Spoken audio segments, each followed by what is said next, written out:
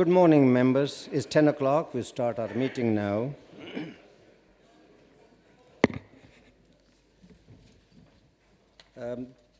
First of all, I have to do housekeeping. Due to the technical problem, I need to advise you the meeting will not be live streamed online. It will be recorded on the video and put online immediately following the meeting.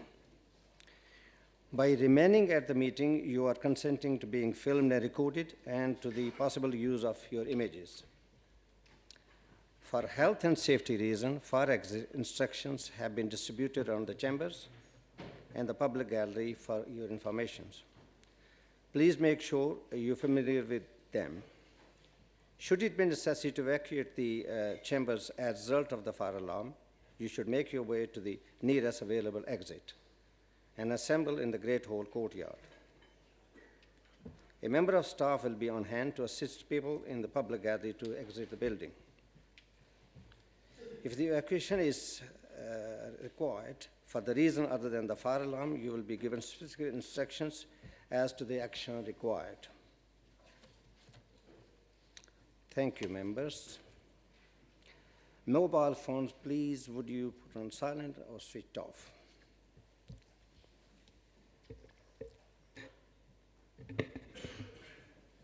Members, please stand for the prayer said by Reverend Clark.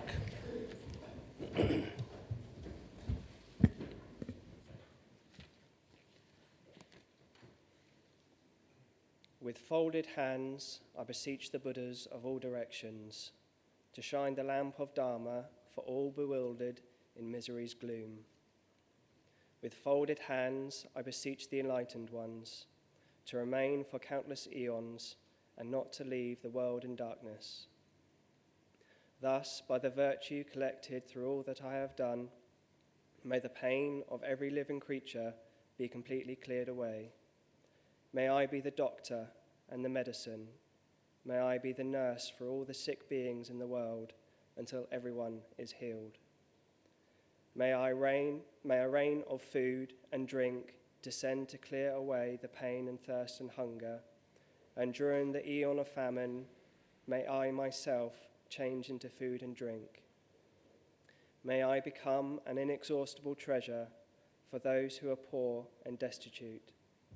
May I turn into all things they could need, and may these be placed close beside them. May all who say bad things to me or cause me harm, and those who mock and insult me, have the fortune to fully awaken. May I be the protector for those without one, a guide for all travelers on the way. May I be a bridge, a boat, and a ship for all who wish to cross to the other shore of enlightenment. May I be an island for those who seek one, and a lamp for those desiring light. May I be a bed for all who wish to rest, and healing medicine for all who are sick. Just like space and the great elements of the universe, may I always support the life of all the boundless creatures, and until they pass away from pain, may I also be the source of life for all the realms of various beings that reach onto the ends of space. Thank you.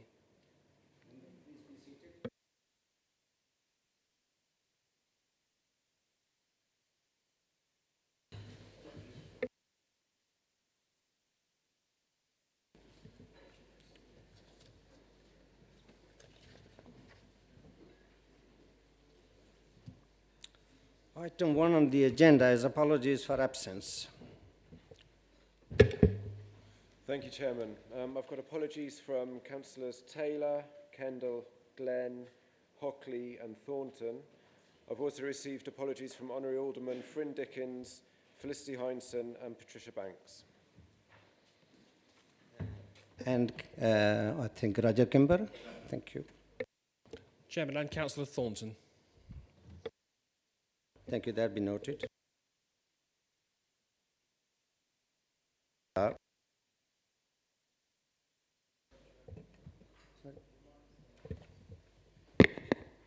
It's working.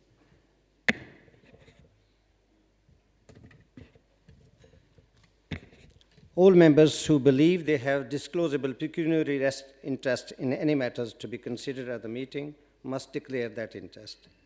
And having regard to Part 3, Paragraph 1.5 of the County Council's Members' Code of Conduct, leave the meeting while the matter is discussed, save for exercising any right to speak in accordance with the Paragraph 1.6 of Code.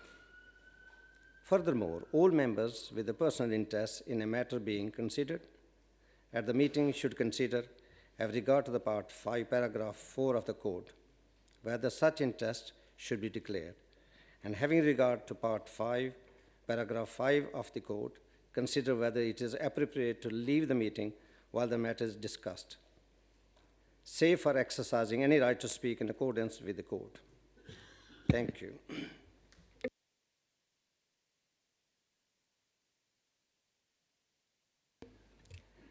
Item 3, to confirm the minutes of the meeting held on 7th of November 2019. I'm sure all of you have read. Councillor James, please. Thank you, Chairman. I understand at the last full council I made a speech and during which I caused offence to members of the Chamber.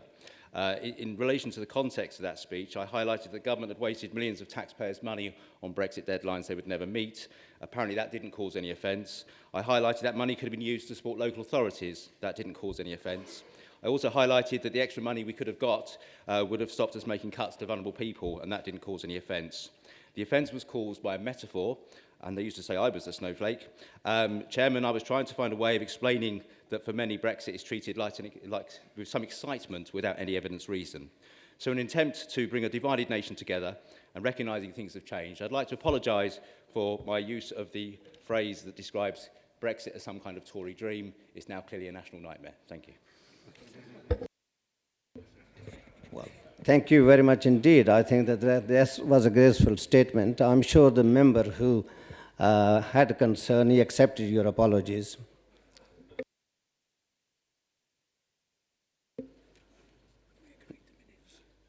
Now, all you agreed with the minutes, so I sign, or you got any concern? Thank you very much indeed.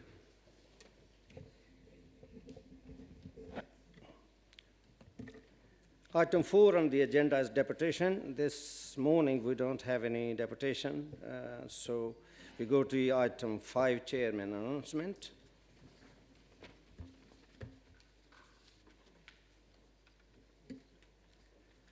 May I welcome on your behalf those honorary aldermen. I can see only one, which is Mr. Keith Chapman, who have graced us with the presence today. Thank you for your support. Members, you have received a list of engagement I've attended on your behalf. I think there's nothing to add to that. But there is something which I want to mention to you, that former County Councillor Alan Thames, I regret to announce the death of the former County Councillor Alan Thames, who sadly passed away on 26th of December 2019. Alan represented the Farnborough West Division from 1985 to 1997. Members, Alan's funeral took place on the 23rd of January this year, and I attended on your behalf. If any councillor would like to say a few words, please indicate now. Councillor Collett, please. Thank you, Chairman, and thank you for attending Alan Thames' funeral. I know the family were honoured to see you there, and I know that you knew Alan Thames very well through Rushmore Borough Council, as well as his role at the county. I've known Alan since the 1970s. Neither of us were councillors then, but as soon as I met him, I immediately found that I had a deep respect for him. I've never known Alan to be anything other than courteous. He was a true gentleman, and he brought great intelligence to everything he did. He was also a dedicated family man, being very proud of his wife Valerie, who is a published author, and both of his children, Anna and David. Alan was first elected to the County Council in 1985, holding the West Farnborough seat that I had gained in a by-election 18 months before, when I moved over to stand in the Yakeley division in which I lived. I was very pleased to hand over to Alan, as he paid careful attention to the local issues that I had started working on, and he looked after all those constituents who had raised concerns with me very assiduously. Further than this, he went on to hold the division that I'd first won for the next 12 years. In 1993, he became Vice Chair of the Public Protection Committee under Liz Barron, now Alderman Liz Barron, as Chair. Alan concentrated on waste disposal while Liz concentrated on fire and rescue. When Alan took over, Hampshire was disposing of most of its household waste in 5 dirty old incinerators and a range of landfill sites.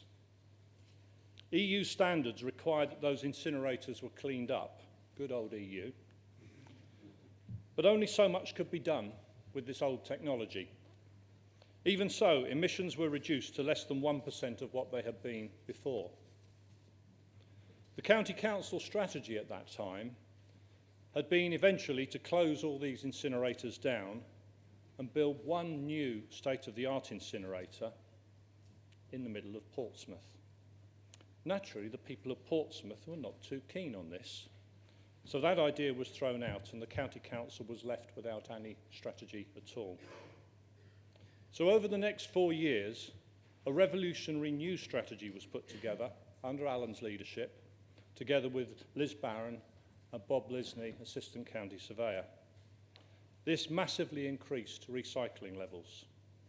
So much so that at one point, Hampshire had the highest recycling rate of any comparable waste disposal authority anywhere on the planet.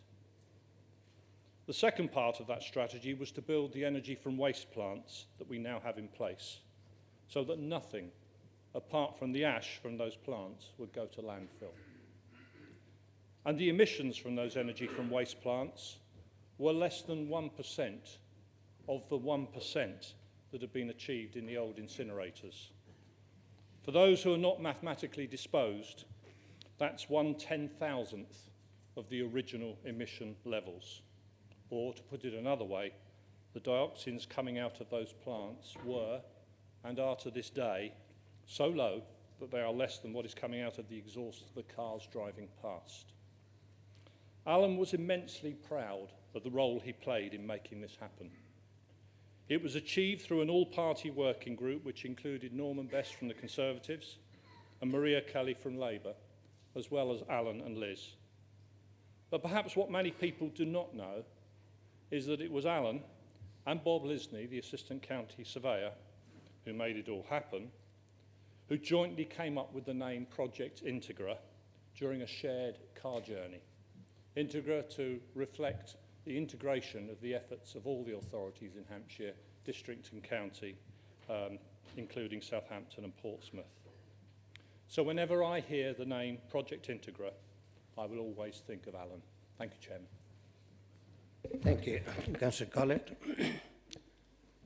As there is no further councillor wish to speak, and I would invite you to, I will ask you to stand for 1 minute silent memory of Alan, please.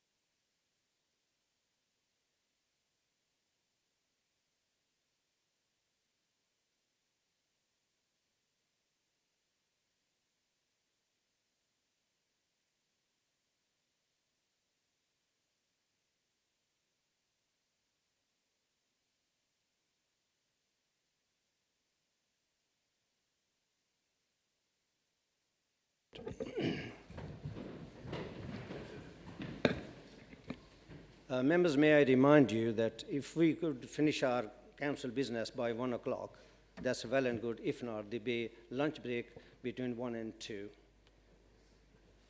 Thank you.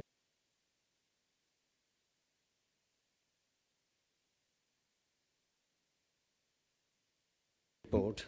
Councillor Mann, please.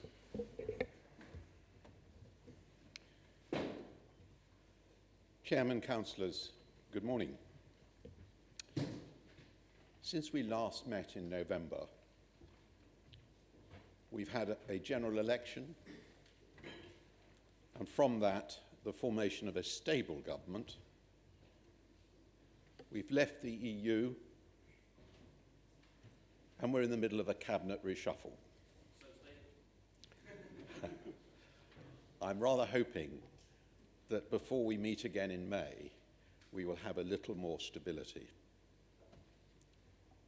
We still have to agree a trading agreement with the EU, and that will certainly be the focus of much what happens at Westminster over the coming months. And we will remain with our existing economic, cultural and intellectual ties with individual countries in Europe and beyond Europe. As a result of the general election, it is clear that we're going to have an increased emphasis on central government support for the north of our country, and it is up to us to make the case for at least some funding coming south of London. And in this context, I met up with the Secretary of State for Housing and Local Government yesterday, together with Councillor Woodward, to discuss funding of the junction, the Wellbourne junction on the M27. We'll also continue to press the government to adopt the fairer funding formula that the Local Government Association has come up with for funding local authorities. And I'd just like to spend a bit of time mentioning that fairer funding formula. Interestingly enough, it was the Labour group on the Local Government Association who pointed out that if it was applied, Hampshire would get an extra £35 million. I don't think they quite realised what they'd said. The fact of the matter is, the vast majority of that sum would be used not for the council directly, but to ensure that we have a fairer funding formula for individuals with specific problems, such as special educational needs, or in terms of social services. What I think is indefensible in the long term is if you're diagnosed with a specific condition, such as autism, you get much more capital funding if you happen to live in Newcastle than if you live in Hampshire.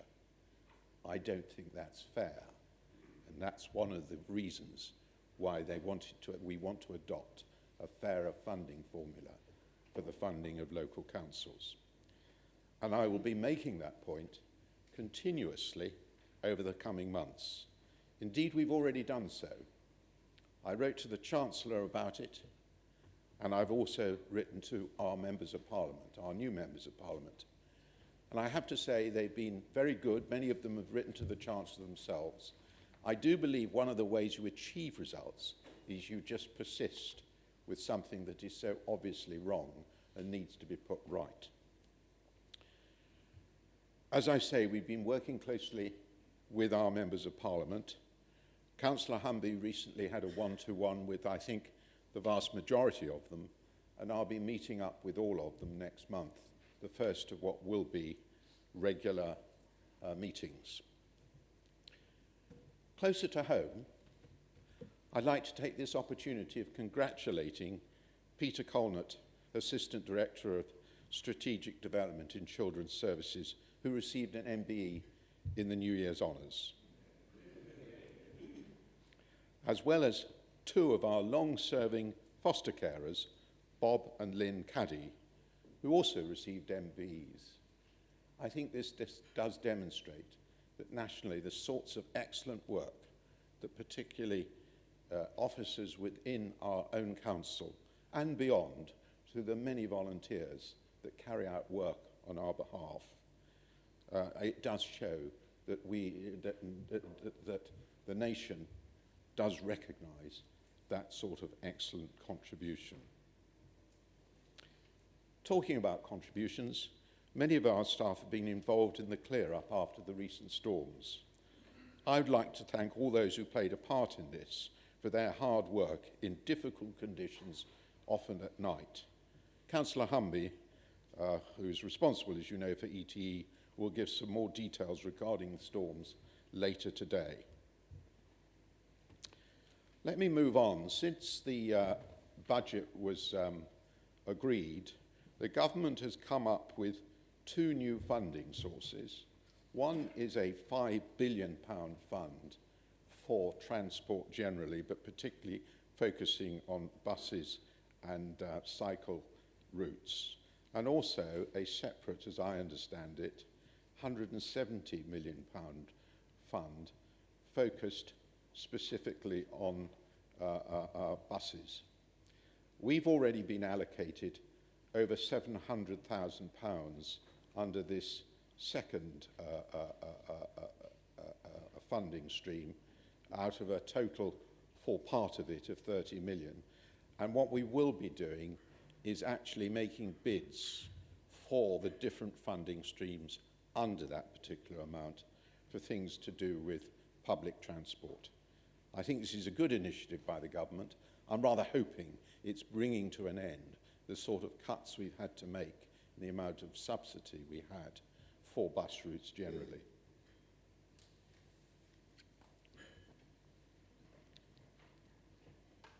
I'd like to move briefly on to the library consultation. Now, clearly the library consultation originally was based partly because our need to save money and to balance our books. But that consultation goes far beyond that. It's about bringing our library service up to date and making it relevant to today and focused on the future. Borrowing books has gone down significantly over the last decade, and what we've got to actually try to do is to find better use of those facilities for the community. And that is the direction of travel that we can already see the consultation is going on. And whilst I do not in any way want to preempt the result, that will happen during the spring and the summer months. I want to make it clear to you that this consultation is a serious exercise and not just a rubber stamping exercise. We want some positive results out of it, and I'm delighted to see the number of contributions. I think we've had approaching 15,000 people who've actually contributed towards this. I'm certain as a result of this sort of engagement, we can find a better library service for the future, even if it is under difficult financial constraints. But as I say, we will wait for the final results of that consultation and take the matter forward accordingly. I'd also like to mention the coronavirus in terms of the action that we are taking or propose to take to counter it. And I've got here something I need to read to you so that I get the text absolutely right, bearing in mind I do feel that this sort of issue is very important to make certain that the media get hold of the right story rather than the wrong story. We are carefully, in this county council, monitoring the current situation in the UK following the outbreak of the coronavirus in China. Hampshire, I don't believe that. Hold on a minute.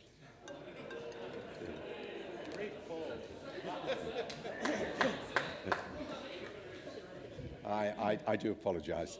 I switched one phone off and not the other. Yes, I don't know how much that's going to cost me, but it's certainly going to cost me something. Let me start again. The County Council is carefully monitoring the current situation in the UK following the outbreak of the coronavirus in China. Hampshire Public Health will work in consultation with colleagues in Public Health England and the NHS to ensure that we are well prepared should things change. The County Council are currently signposting residents to the government websites which contain information for the public on the coronavirus, including the current situation in the UK and information and advice about the virus and its symptoms. Personally, I think Public Health England are performing pretty well in terms of informing the public as to what's going on. without in any way indulging in a degree of a detail when clearly a lot of the facts are not yet known. And those of you who listened to the Today programme this morning, I thought some of the questions weren't actually over helpful in trying to reassure people. So we will try to reassure people. We will pass on advice when we get it in an appropriate way. Finally, I'd like to give notice of a proposal to make former councillor Chris Connor an honorary alderman. When we next meet in May, we will carry out that ceremony. As many of you know, he is a long-standing councillor going well back many decades, and he's a former leader of the Labour group. And he was particularly active in promoting the cause of young people. Thank you, Chairman.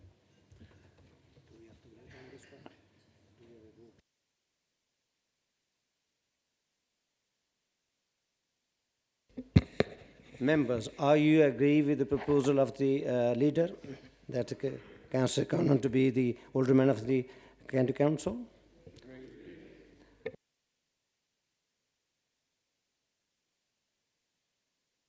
On the agenda, question understanding order 16.11.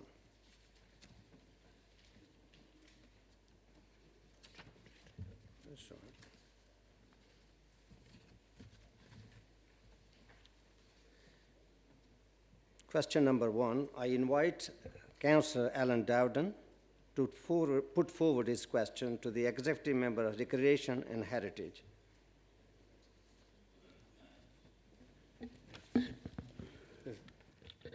Thank you. Thank you, Chairman. Would the Executive Member for Culture, Communities and Business Services inform the Council how much money would be saved by the proposal of withdrawing financial support to the North Baddesley Community Library? Thank you. Councillor Sean Woodward, please. Thank you very much, Mr. Chairman. In the absence of that particular executive role, the Member for Recreation and Heritage is pleased to advise the County Council of the answer to Councillor Dowden's question. The County Council would make direct savings of £11,778 if we withdrew formal library service support for the North Baddesley Community Library. And that includes £2,650 on book stock and also £9,000 of staff time and IT costs. In addition, Mr. Chairman, there are other costs embedded in the costs of running the library service. These mainly relate to IT and existing contracts, and those contracts which are in place at the moment would change in the next 2 to 3 years, so there would be additional savings after that.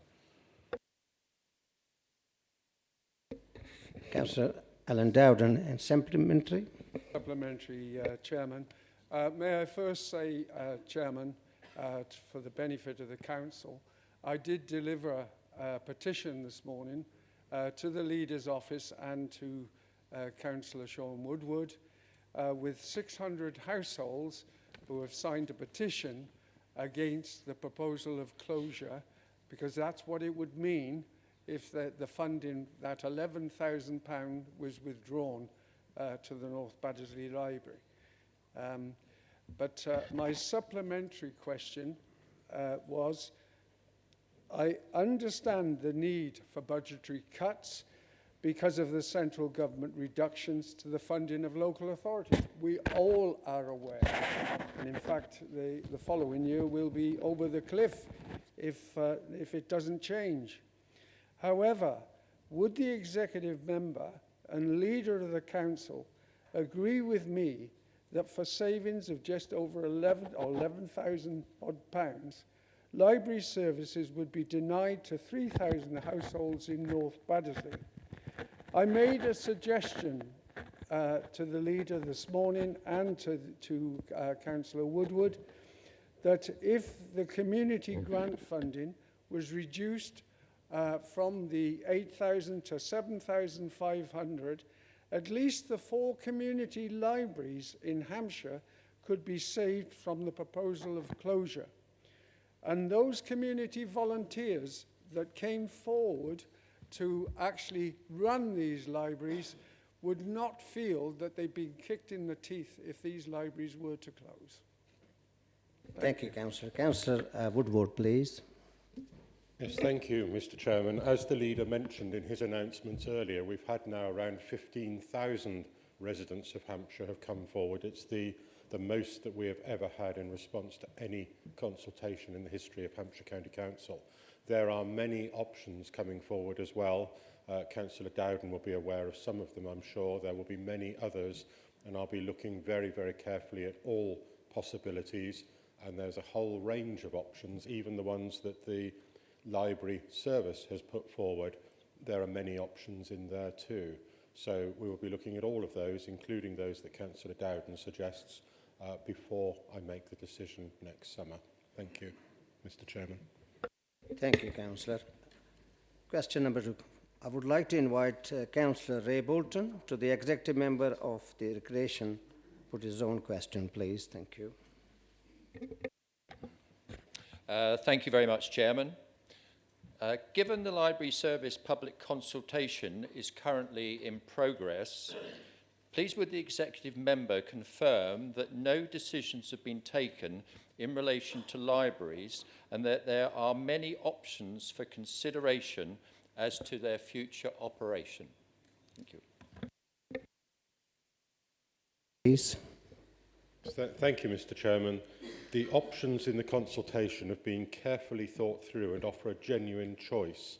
There are many permutations, as Councillor Bolton has said, which are in between the two options, which are the two extremes of the options which are being put forward. So the possibility of reductions in library hours, which would be greater if fewer libraries or no libraries were actually closed.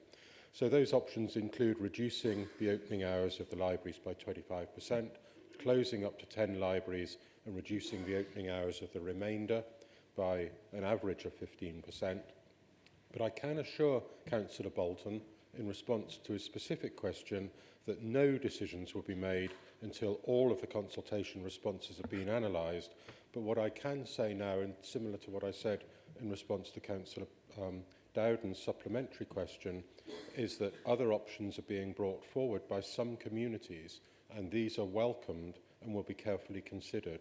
And the consultation runs up until the 18th of March, and I would urge anyone and everyone who lives or works or studies in Hampshire to come forward and have their say. Thank you, Councillor Woodward. Any supplementary? Thank you. Yes, I have a supplementary for the executive member. In communities where residents are prepared to volunteer to run their own community library or help run it, could the executive member confirm that he would consider the continuation of library services in support of community libraries? Thank you. Thank you. Councillor Woodward, please.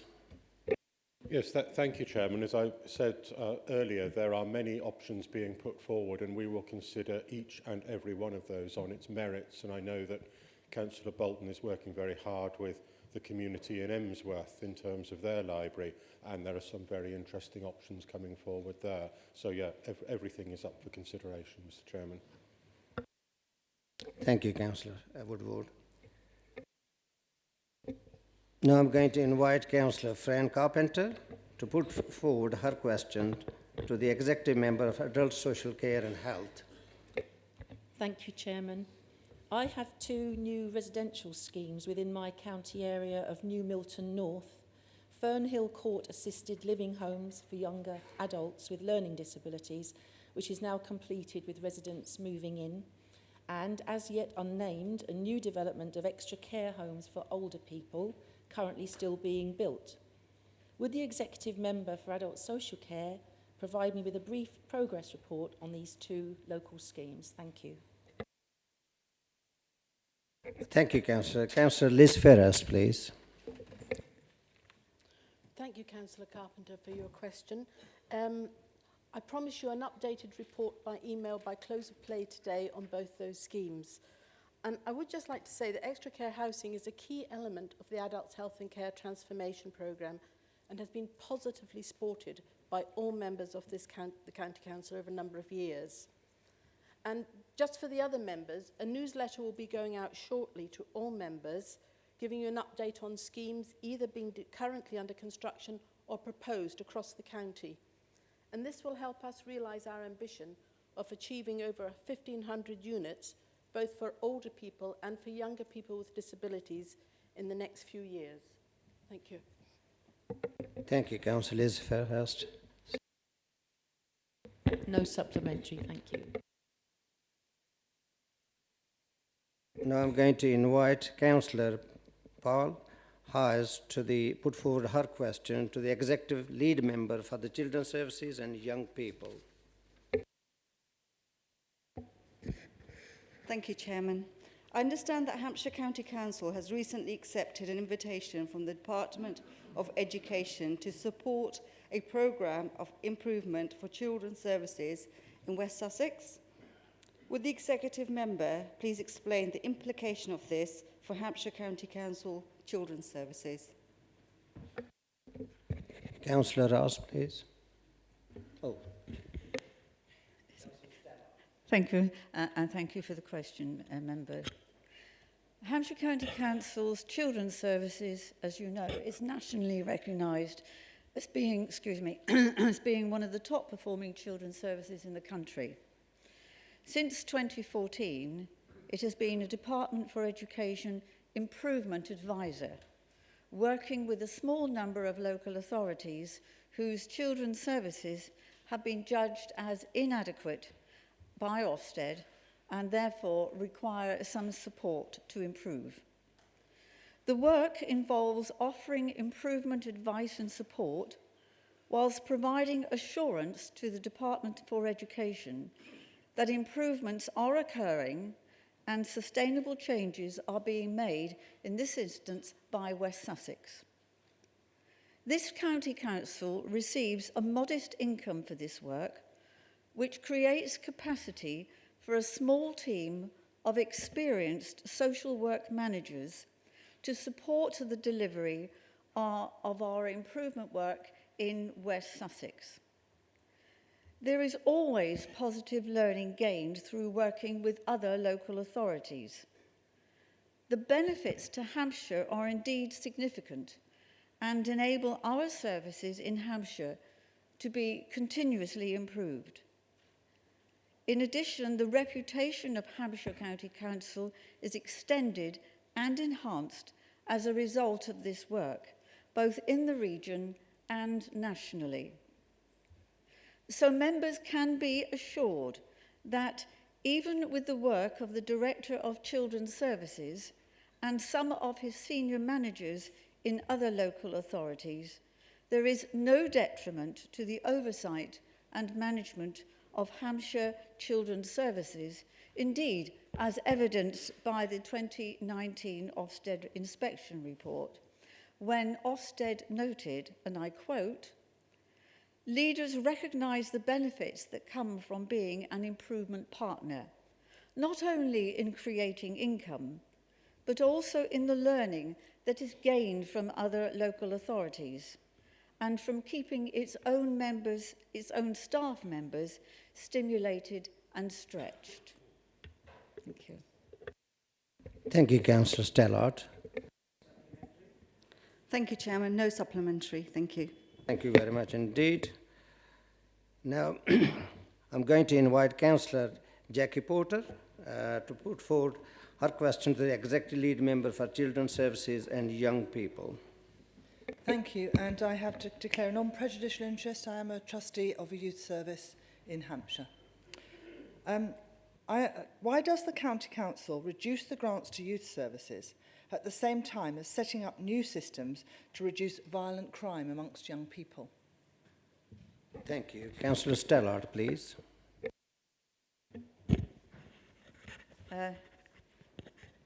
Thank you for your question, Councillor Porter. The County Council has taken a measured and proactive approach to managing the financial pressures that all councils have found themselves under during the last 10 years.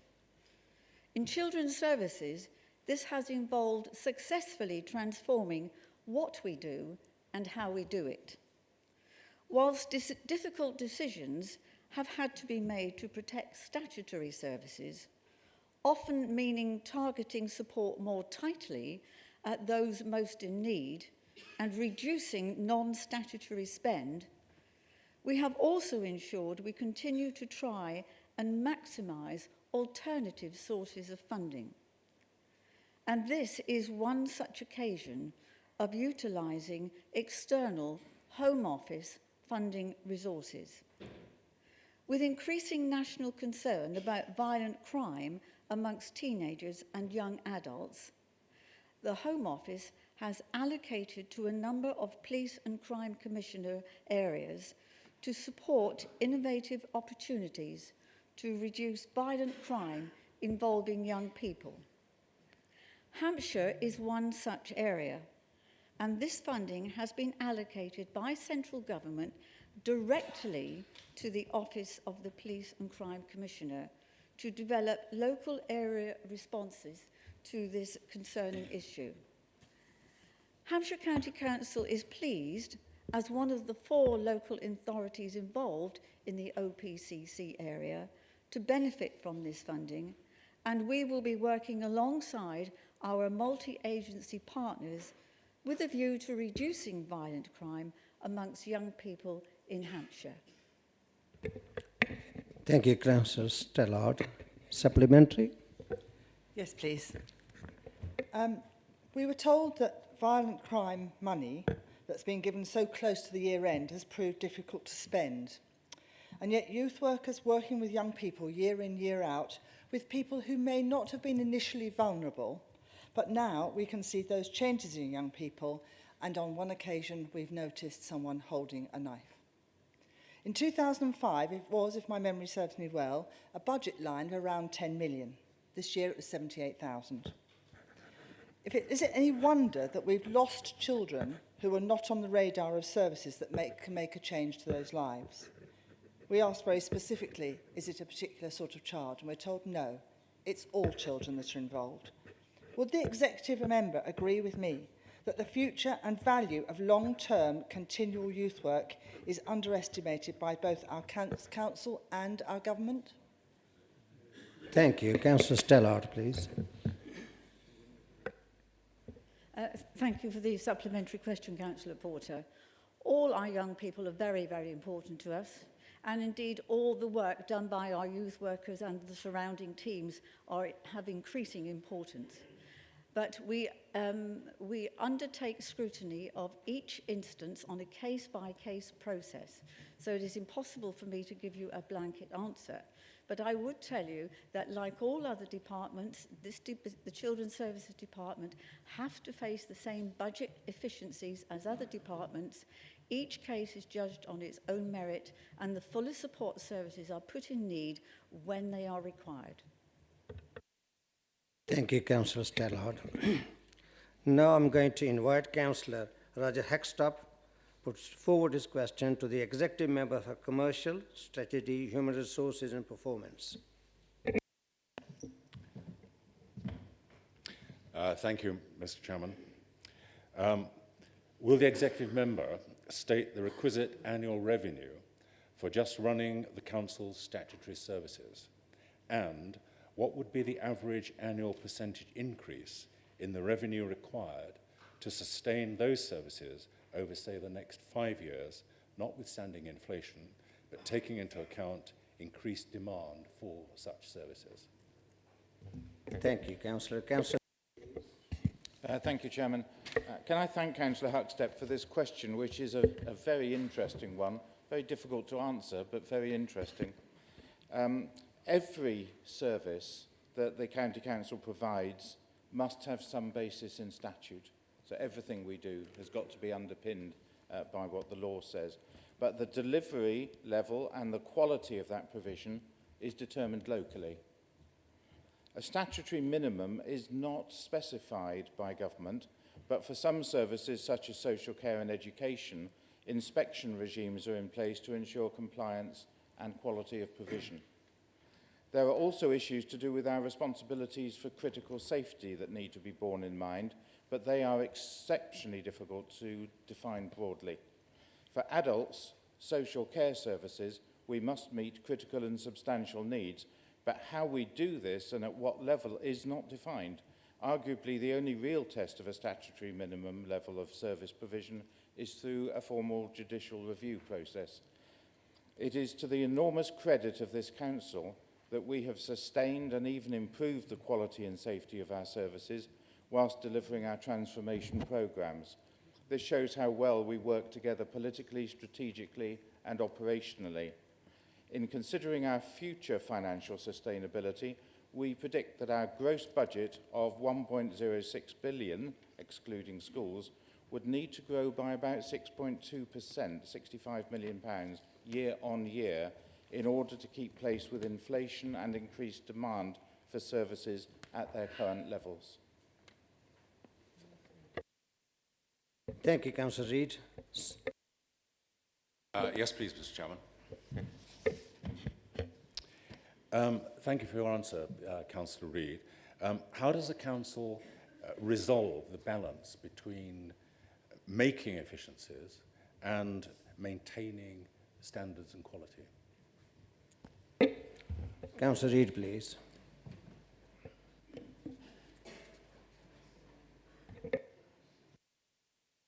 Thank you, Councillor Hupstead. And another extremely thoughtful question with a complex answer.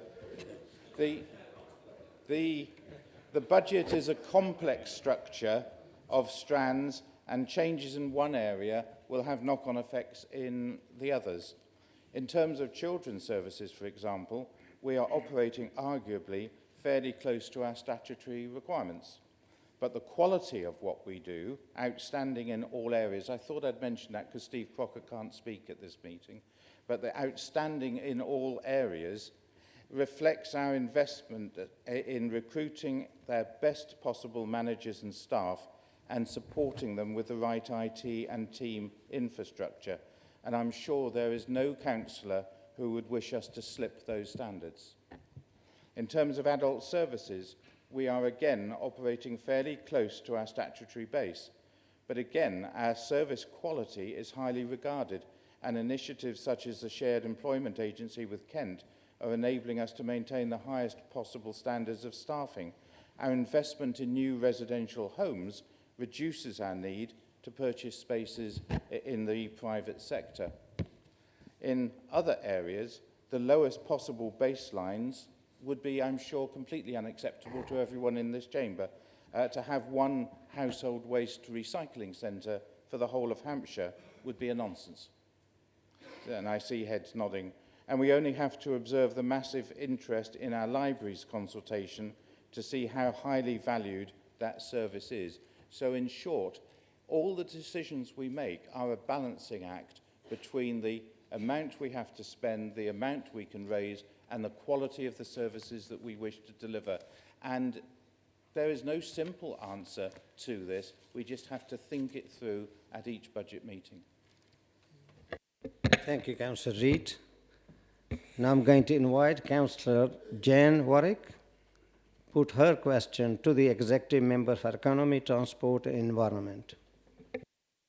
Yes, thank you very much, Chairman. Could the Executive Member expand on how Hampshire County Council will take the lead on rolling out plans and activities towards the climate change greening campaign across communities and districts throughout Hampshire? Thank you.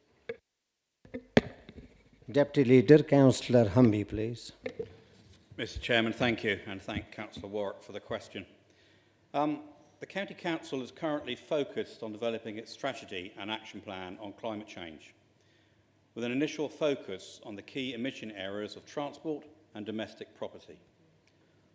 Whilst our direct control may be limited in relation to the wider Hampshire area, the County Council can influence and provide leadership by working in partnership with other public sector bodies, businesses and local communities.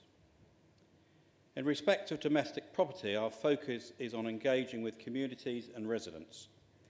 At a household level, the County Council is supporting a grassroots initiative, the Greening Campaign. which provides a simple and accessible process supporting residents to take action on climate change. The Greening campaign focuses on empowering residents to take action within their homes, encouraging behaviour and lifestyle changes that are easy to do and give residents agency to do their bit for climate change. We introduced the Greening campaign at our recent Hampshire 2050 Parish Council event on the 9th of January. There was an overwhelmingly positive response to the campaign and significant interest from the parishes present to roll out this campaign. We are keen to support this interest and facilitate the campaign across Hampshire. In order to give the best chance of success, the County Council will be working with the Greening campaign team to ensure it is rolled out in a coordinated way, engaging with and enabling all interested parties to take this forward within their communities. We will be meeting with districts and boroughs to agree how we can best work together to support the Greening campaign. We will also encourage all parish and town councils to begin the rollout of Phase 1, which will deliver the training and for the Greening campaign between the groups of parish and town councils. The county will also be supporting the campaign by providing the right infrastructure to strengthen the approach across Hampshire-wide, enable bolstering a web-based presence on the campaign by hosting and training sessions for the parish and town councils, community groups interested in taking this forward. Thank you, Mr. Chairman. Thank you. Any supplementary? Yes, just a brief one, please, Chairman. Thank you so much for your answer. Not every area across Hampshire is parished, as you know, so and they're a very useful conduit for getting the message from the county out to residents. How will you pass that message on in areas where there is no parish council in existence? Thank you. Thank you, Councillor. Councillor Humby, please. Thank you, Mr. Chairman. Yes, it is absolutely vital. This is an excellent campaign that we engage all community groups and local residents groups. So what we will be doing, we'll be placing all the information, all the links and all the details on the website and supporting all those people that want to engage in this, so we make sure that they are able to have their own schemes as well. So the county will be fully supportive of all groups. Thank you. Now I'm going to invite Councillor Steve Foster for the question to the Executive Member for Economy, Transport and Environment, please. Thank you, Chairman. The leader of the council mentioned the phenomenal work done by our highways officers recently. But aside from that, could the executive member for ETE please update members on the impact of the very wet autumn and winter that we've had on highways network and what measures he's taking in response? Thank you. Councillor Humby, please. Thank you, Mr. Chairman. Thank you, Councillor Foster, for the question. The autumn was one of the wettest for 100 years, and that has more than replenished the aquifers in Hampshire, and we are now seeing very high groundwater levels across the county. The position has been exacerbated by the series of cold nights since the new year and a sequence of very wet weather followed by freezing temperatures, causing significant damage to our roads and our already vulnerable network. And it is certainly showing signs of these effects of that, with many potholes and other defects now appearing. I'm therefore particularly grateful to the leader and my Cabinet colleagues who have identified £5 million additional funding for the highways repairs maintenance for 2021. Some £2 million of this will be allocated to reactive maintenance, with £3 million to be allocated to Operation Resilience, bringing this programme up to £13 million for the coming year. If the budget is confirmed today, I've asked officers to develop the work programme as soon as possible, and I envisage that we see additional funding focused specifically in areas in pothole and other carriageway defects, and the find and fix that we are working towards now with the dragon patches, drainage improvement works, enhanced routine maintenance, and a programme to tackle the local flooding and hotspots that we've seen over the last few days. Indeed, we had another lot of rain last night and another storm forecast on the way. Additional carriageway resurfacing and local structure repairs, and additional footways repairs and treatments. I'm also hopeful that the government will provide additional resources for pothole repairs in the budget statement on the 11th of March. And we have already asked our service provider and supply chain to ensure that we're ready to deliver significant and increased programme and maintenance works next year. Thank you, Mr. Chairman. Thank you, Councillor Humby. Any supplementary? Yes, I do. A brief one. Thank you, Chairman. The extra and very significant HCC investment in the network is most welcome.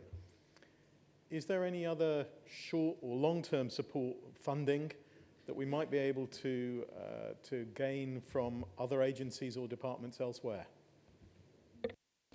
Councillor Humby, please. You will see recent announcements that have been made by the government, and indeed the leader alluded to that earlier. What I will be assure all members of, that we will take absolutely all opportunities there are to bid for that funding. I think we must also remember, in terms of, I think I made a comment about this last time, funding and transport tax over the last 20 years, where we raised about 32 billion, and we were receiving about 40 billion of that, and that's now dropped. Local authorities, this is, of course, dropped to below 20 billion. So there is a great deal that we need to do, but I just want to assure everybody that we will be in a position to bid for any of those funds that come forward. Mr. Chairman, the leader said it would possibly have an opportunity to just make some comment on the recent storm. Would this be an appropriate time to do that now, Mr. Chairman? Certainly, he can do so. Thank you. So I just wanted to quickly run through the events over last weekend. We all saw the weather reports, and we all knew the storm was coming. And indeed, the highways teams, that's all the highways teams, and the tree teams as well, our horticulturalists. We were well prepared for this. We doubled up all the teams. They were on standby, and this was all done on the Friday and Saturday. And in the very early hours of Sunday morning, clearly this became a significant event. By the end of Sunday evening, we had over 500 reports of incidents of trees and local flooding issues as well. And if you look at the map of where those incidents were, I mean, it's unusual to get a storm that is spread right across the country, but this time it was also spread very evenly right across the whole of Hampshire. There is a map available that I'm sure we can put up if members are interested to see that. And of course, that gives us significant issues in terms of how we distribute those teams that are out there doing those jobs, trying to clear up the blocked roads with the trees. By the end of Tuesday evening, that number had risen to 1,300 reported incidents. Because a lot of the time we go out in the emergency, we go out with the teams, they get the roads open, then they have to go back and continue to clear up the roads and the mess either side. And of course, more trees were coming down. Mr. Chairman, we had two very significant events in terms of trees coming down on two major roads. And indeed, I'm sure many of you have seen, very sad to report that on the A33 we had a fatality. This was a local Hampshire resident that I knew very well, and so did some other members. But what I do want to stress is how our teams, highways teams, we clearly hear a lot of criticism that I get in terms of why don't we do this and why aren't we doing that.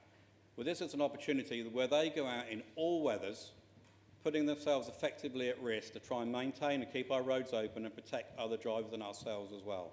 So I would just like to take this opportunity to thank the Director, Stuart Jarvis, the Assistant Director, Tim Lawton, and all the teams that go out in these severe weathers. And I'd just like every member just to be aware of that.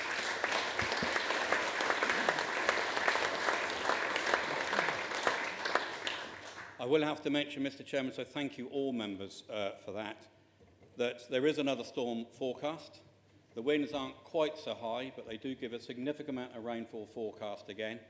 So when we put out notes saying, you know, unless you have to travel, please don't, we mean it. Clearly, if you have to, you do. But where the ground is so saturated, and the trees did literally take a bashing over last weekend, it doesn't take much of a gust to actually bring down more trees. So we're clearly going to have another busy weekend, Mr. Chairman. And I'd like to thank all members for their appreciation for the highways team. Thank you very much, Mr. Chairman. Thank you, Councillor Humby. Now,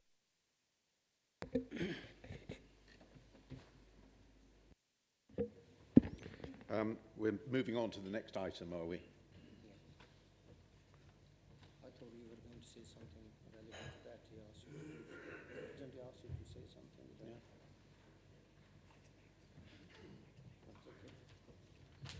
Now, item 8, Corporate Parenting Board to consider report of the Cabinet seeking approval of the terms of reference for newly constituted Corporate Parenting Board and subject to this approval to approve and update to the terms of reference for the Children and Family Advisory Panel.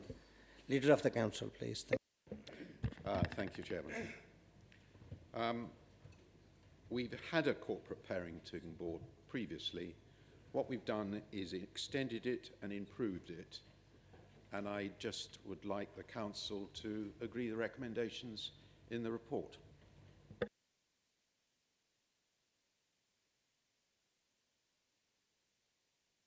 Agreed? Agreed. Thank you. Personality and appointments. To consider report of the Chief Executive to review the Council personality and to make any members' appointments or alteration as required to the membership of the committee and standing panel for the County Council, to statutory joint committees, to other personality bodies, and the County Council is representing on or any other bodies which are not subject to professionality rules. Councillor Mance to introduce this item. Thank you. These are minor changes that flow on from one particular councillor moving from a group to another group. The changes are relatively minor, and I'd just like approval from the council for those changes. Are you agreed? Thank you. Now, item 10, which is the revenue budget and precept 2019 and 20, and the capital program 2020 and 2021 to 2022 to 23, page 31 to 180, to consider recommendation of the Cabinet for the revenue budget and precept for 2021 and the capital program to 2021 to 2022-23.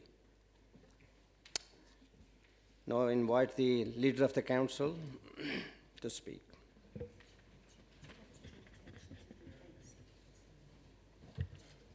Okay.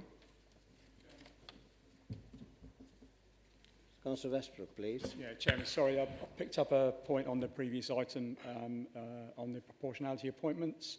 Obviously, we had to make an agreement to that, and it's slightly wrong on appointments 3D, which says I'm a substitute member for policy and resources. In fact, I'm a full member of that. Apologies. Yeah, it should be Councillor Benison that's the substitute on that item. Corrected in the latest the version of the minutes or agenda.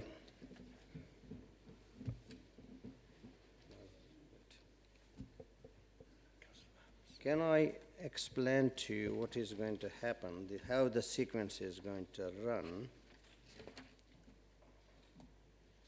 The Leader of the Council got 30 minutes. Then the Liberal Democrats got 30 minutes. Liberal Democrats, if there's a change. There's no limit for the leader. Okay. Sorry, there's no limit for the Leader of the Council, but there's a 30 minutes for the Leader of Liberal Democrats, 4 minutes for the Liberal Democrats if there's a change. There's 30 minutes for the Leader of the Independent Group. If there's amendments, then there's 4 minutes for the Independent group. Any amendments to the Labour, followed by one per group, Conservative, Labour, Liberal, 4 minutes. And general debate, each speaker, once they can speak on 4 minutes. Let's go for it. I think that's two. That's fine. Now I'm going to invite the Leader of the Council to speak, and there's no time limit for him. Thank you. Thank you, Mr. Chairman. Before I make my speech, I'd like to declare an interest. I'm a director of the Oakhaven Care Agency, which is a social enterprise linked to the hospice at Oakhaven, of which I chaired for 9 years. I make this declaration as a personal one because recently the Council have started using the services of the agency in a much larger way. And I just think it's important that I acknowledge that. This year, Mr. Chairman, I'll be adopting the same procedure as my predecessor, Councillor Perry, in making a short opening speech before handing over to Councillor Reid, who oversees the Council's finances, for a more detailed analysis of the Council's present budget. Over the past decade, the Council's total expenditure has in cash terms remained relatively static, meaning that both increases in demand for our services and inflation have had to be met through savings and increases in council tax. During the past 6 months, we've been planning to address significant future financial pressures that are anticipated to mean a further shortfall in our revenue budget of £80 million by 2021. And although we started the planning before we had any idea of what the government's settlement would be for local government, it transpires that that planning was pretty accurate and that the figure we came up originally still stands as a result of the settlement itself, with the possible exception of the item that I mentioned regarding transport, which isn't in this budget, but will obviously be added to it as we apply for any funds that we are able to take on board. The plans I've mentioned are now well advanced, which means we can set our course for the year ahead to maintain a high-performing services for the people of Hampshire, whilst keeping council tax amongst the very lowest in the country at £1,286.28 for a D-band property. That's an increase of 3.99%, of which 2% will be spent specifically to meet the increased demand for adult social services. So for other services, that's a 1.99% increase, which, as I say, we remain, as a result of that, one of the lowest tax authorities in the country. Our priority remains to protect those that are in most need in our community, and in particular, vulnerable children, a growing number of elderly people, and adults with complex care needs. We will continue to press the government to bring forward the commitment made in the Conservative manifesto to provide a long-standing solution to social care provision generally. I think personally that is becoming very urgent indeed. If we continue with one-off funding on a yearly basis, that is an inefficient way of dealing with these long-term problems. And I think ultimately it reflects the fact that we do need to look closely as to how we look after long-term personal care. Despite the need to balance our books, I'm pleased to tell the Council that we found an additional £5 million to maintain our roads and fill more potholes over the coming year.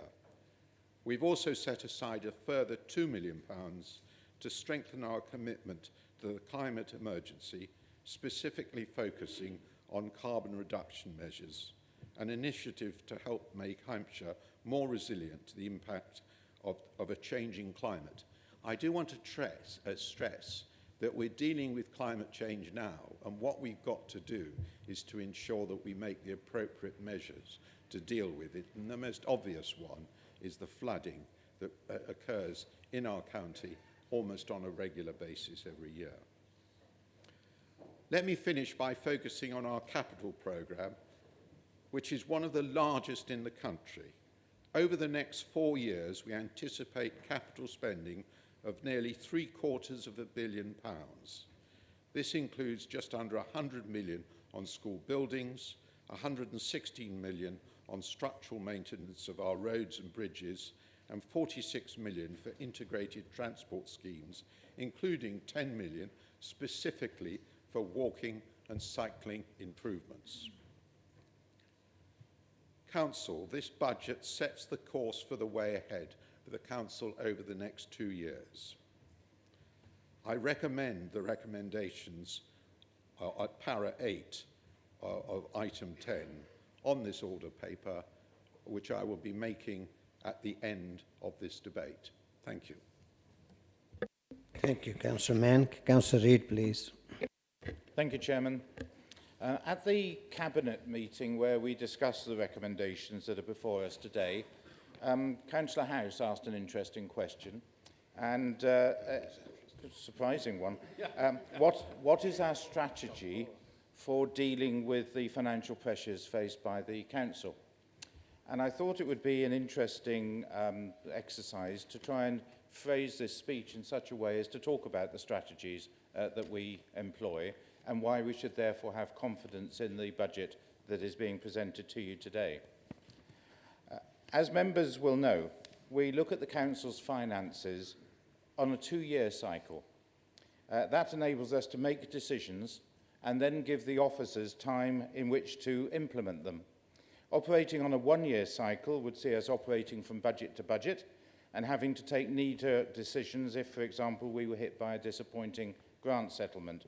Operating on a 3-year cycle would mean too much loss of agility. So 2 years is right, and it served us well, and this budget is the first of the next 2-year cycle. Now, in terms of the national context, one of our difficulties, of course, is that we've not yet received a medium-term financial indication from the government. Parliament's been concentrating on other issues. So this year's grant settlement is a 1-year extension of that which went before. The fair funding review to which the leader referred and which we had hoped for has not yet happened. Local government finances have been severely squeezed by reductions in national grants, amounting to some 77% since 2009, and Hampshire now receives no revenue support grant. This squeeze means that if we had grown our budget in line with demand and inflation since 2009, our total cash limited budget would today be £1.16 billion. In fact, it is 702 million, some £460 million less, and that's a huge number. Coupled with inflation and increased demand pressures, which have happened at the same time, I believe that the way in which Hampshire has navigated these difficult times is a testimony to our efficient strategies. In that difficult setting, the Council has recently approved Hampshire's latest medium-term financial strategy, but we had to formulate it on the basis of only 1 year of certainty, augmented by 2 years' worth of assumptions. And I've said it before, to have a medium-term financial strategy based on 1 year of certainty is something of a contradiction in terms, but we have to do it that way. And our strategic aim is to see the promised fair funding review completed, leading to a 3-year rolling financial settlement that will enable us to plan with more certainty. And I know that it is the leader's intention to lobby government persistently for that longer-term view. In the absence of a 3-year rolling settlement and having had to plan on the basis of assumptions, I'm pleased to confirm that, broadly speaking, our officers have recommended the correct ones. We owe a vote of thanks to Carolyn Williamson, Rob Carr and their staff, whose good advice has enabled us to make the right decisions. Our lobbying of government was successful, however, in important areas. We've received more money for adult care, children's care and special educational needs, which has been very welcome. In terms of the council tax, the 1-year settlement restricts us, however, to a 2% increase in council tax, plus another 2% for adult care, where we had assumed 3% plus 2%. That 2 plus 2 guidance is what is recommended in today's budget, and it equates to just under £1 a week on a Band D property. We have a highly skilled and widely respected workforce. Part of our strategy is to capitalise on that, increasing our income by operating commercially, selling our strengths and expertise to other councils. We are now the biggest provider of services to others in the region and possibly the country. For example, Hampshire County Council now processes invoices and payroll on behalf of the Fire and Rescue Authority, Hampshire Constabulary, Oxfordshire County Council, many schools in Hampshire and Oxfordshire, the London Borough of Hammersmith and Fulham, the Royal Borough of Kensington and Chelsea, and Westminster City Council. And we get called on when neighbouring councillors find themselves in difficulty and in need of advice. Our staff are so highly respected that they are the ones that the government turns to say, can you help? And that enables us to expose our staff to some problems that they would not experience in Hampshire. So there is a benefit in that as well. We sell our property services expertise across the south of England, and business units such as a catering service selling to our country parks and schools outside Hampshire. Now, I mention that specifically because generating income from the expertise that we have is part of the strategy for financing what we do and spreading our cost base across a wider level of activities. Now, our reserve strategy and our treasury management are always subjects for debate. Our treasury management strategy is based on investing effectively and prudently. Some councils have adopted higher risk strategies than ours. Higher risk can mean larger returns or greater losses. That's what risk means. Our treasury management strategy is to concentrate on pooled investments, and our returns are very acceptable at 4.67%. I believe this strikes the right balance between risk and returns, and that is what is built into the budget before you today.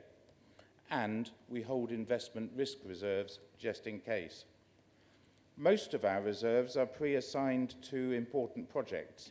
As members will see from the report, the budget bridging reserve, which we used to call the grant equalisation reserve, is now being used for the purpose for which it was intended. We're drawing on it, seeing us through a succession of difficult grant settlements.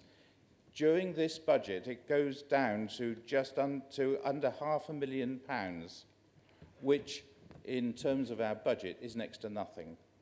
So this budget starts the process of building that reserve up again. A bit about long-term pressures.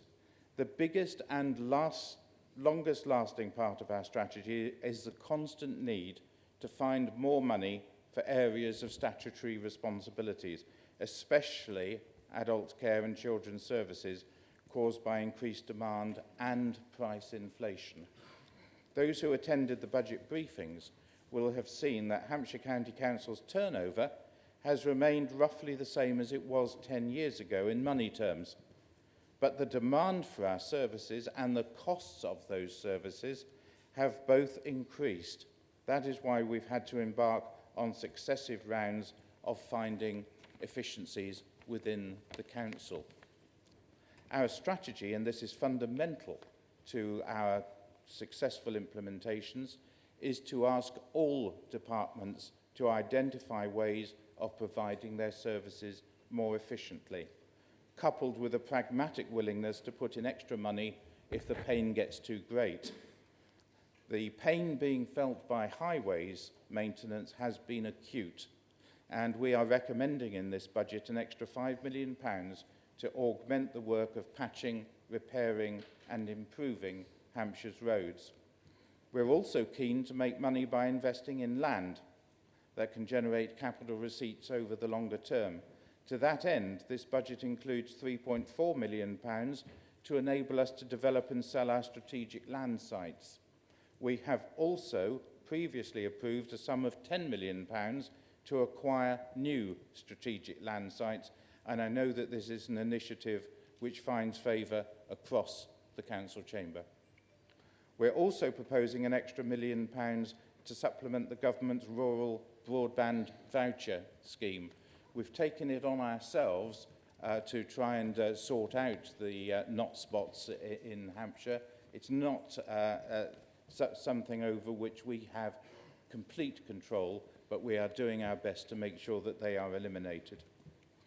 In terms of climate change, earlier this municipal year, we agreed unanimously to declare a climate change emergency, but proud words without money to back them up are just posturing.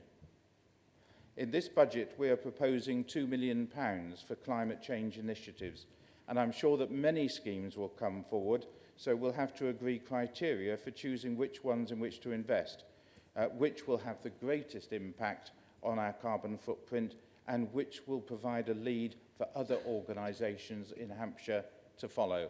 That £2 million, I think, is going to be very important to us over the next year. Our capital programme remains one of the best capital programmes in the country, and one that other councils must envy.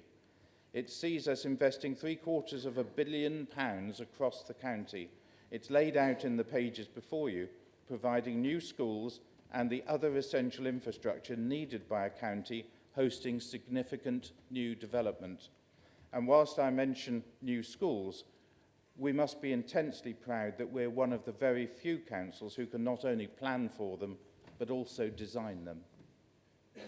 I'm particularly pleased to see around £20 million included in the capital programme for improvements to the A30 corridor, which is so important to my division in Basingstoke. So, I make no bones about the fact that the current direction of travel is increasingly difficult, but we remain one of the most financially sound councils in the country, employing tried, tested and successful financial strategies. This budget builds on and maintains that position, and I have no hesitation in commending it to the council.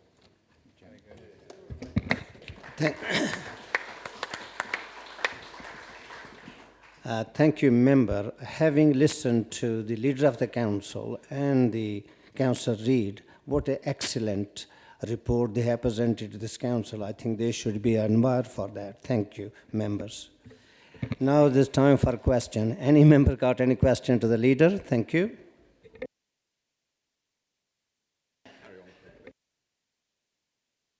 Now I'm going to invite the Leader of the Liberal Democrats, Councillor Keith House. Thank you. Thank you very much, Chairman. Well, certainly good tries anyway from the Leader and from Councillor Reid, and I'll come back to some of those comments over the course of the next few minutes. I think it's always important when we start on our budget debate just to be clear of the economic context in which we're discussing the Council's budget. And I make no bones for starting off with our departure from the European Union. I'm told we're not allowed to use the word Brexit anymore. And an interesting report I read yesterday from Bloomberg Economics. Bloomberg Economics are quite a cautious, small c conservative bunch, so you can give some credibility to the figures that they refer to. And Bloomberg says that we have already lost £130 billion as a result of leaving the European Union, including the preparation time. And by the end of this year, we will have lost £200 billion as a result of leaving the European Union. And that £200 billion is more than we've paid in net terms to the European Union in 47 years. Those are quite stark figures, Chairman, and they do give some real economic context to the perils that we find local government finance in today. We also know, as an economy, we still have low productivity, we still have low growth, and we still have real employment tensions because we've got a poor skills base to recruit into the needs of our economy. To the extent that we still need to recruit doctors from Africa, social care workers from Asia, to make basic public services work, even though at times we're doing that to the detriment of the economies of those growing countries in Africa and Asia. There's something clearly wrong. So it's perhaps not surprising that we see the table that's put out by our staff around the cuts to services across the board in this country over a long period of time. The one thing that really does stand out, of course, is that local government has lost out by 77% over that period. And you wonder why local government has lost out when defence hasn't lost out, when other public services haven't lost out. Well, I suggest, Chairman, the reason is the government knows that it's got some soft touches in Conservative councils when it comes to making cuts, and that's why local government has to suffer. But let's look at Hampshire in more detail, Chairman. And first, let's put on record from this side of the chamber our thanks to a fantastic staff who do a great job in really, really difficult circumstances that do get worse year on year, trying to maintain public services for our county. And our chief officers that guide that support across the organisation do a fantastic job, and let's be really clear that's on the record from this side of the chamber. But let me then start, Chairman, with a question that I asked at Council, at Cabinet, and Councillor Reid made reference to it. It's a question that I've asked before on several times, and it's an answer that I haven't really still got an answer to with a solution attached to it. And that is, what is this Conservative Council's long-term strategy, long-term plan for the Council's finances, given that we have repeatedly been told by our staff that the Council's position is not sustainable in the long term? Now, I wasn't given an answer to that question at the last budget. I wasn't given it when we launched the transformation, the cuts to the 2021 programme in November of last year. I wasn't given it a cabinet. Councillor Reid has made a valiant attempt this morning at explaining the strategy, but actually all he's done is repeated the measures the council's taken to try and deal with cuts. He hasn't given an answer about creating long-term stability for the county council at all. What are we going to do to make sure we've got the income we need to provide public services to Hampshire's residents? What are we going to do to force the government to stop cutting services to local government? So the only conclusion that I have left, Chairman, is that this Cabinet has no strategy other than to meekly submit to whatever decisions are made by Hampshire's Conservative MPs voting for more real-term cuts to local services. Because that's the reality. Year on year, it's Hampshire's MPs that vote for budget cuts to Hampshire's services that are then imposed on this council.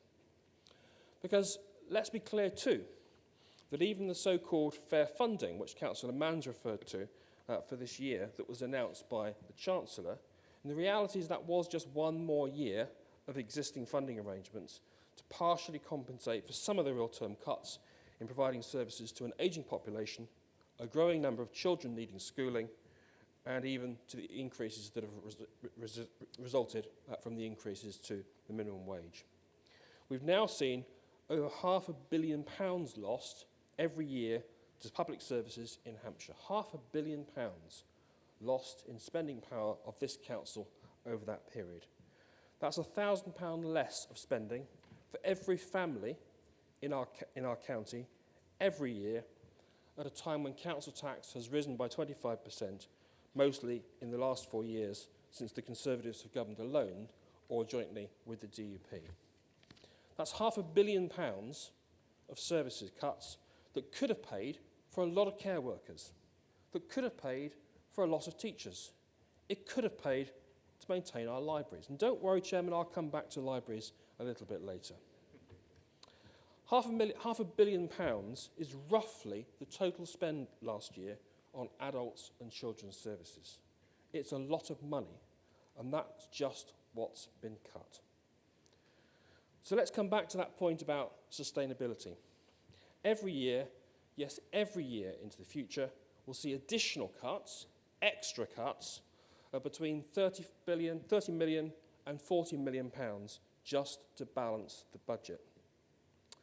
And let's not hold out a candle for fairer funding from the government's much-delayed fair funding review. Even with the leaked information from the LGA last month, which Councillor Manns referred to, national floors and ceilings will limit the amount gained by this council.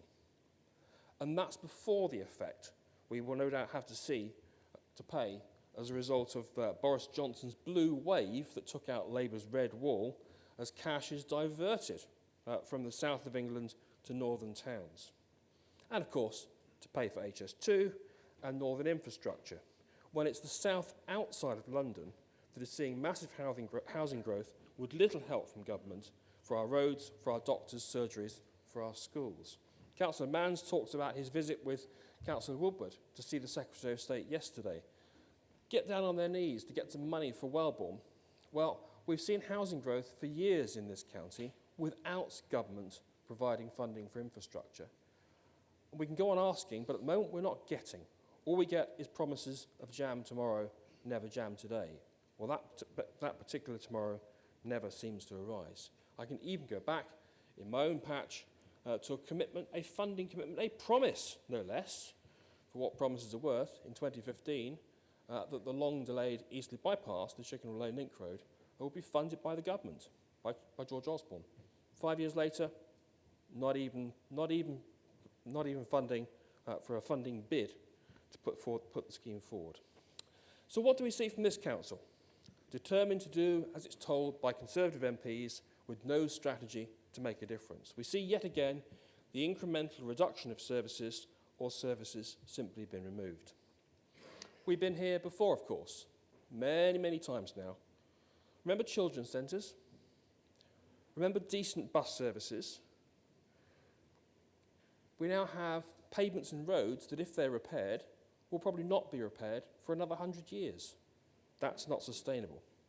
Remember our youth services that we used to be so proud of, support for young people, so that we can keep them healthy, so that we can keep them out of crime, so that we can give them hope for a future.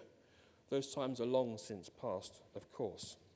And so when we're told there's £700,000 that might be available, maybe as a one-off, to help with our bus services, that's proclaimed as some victory, some sense of achievement.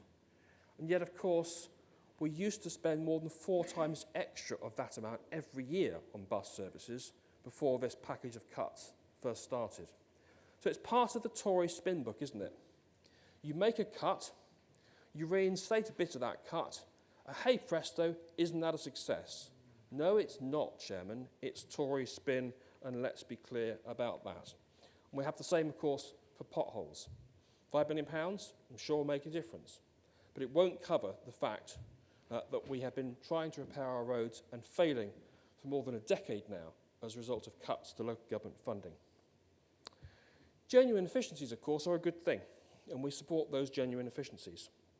And we have seen some over the years, helped by IT along the way.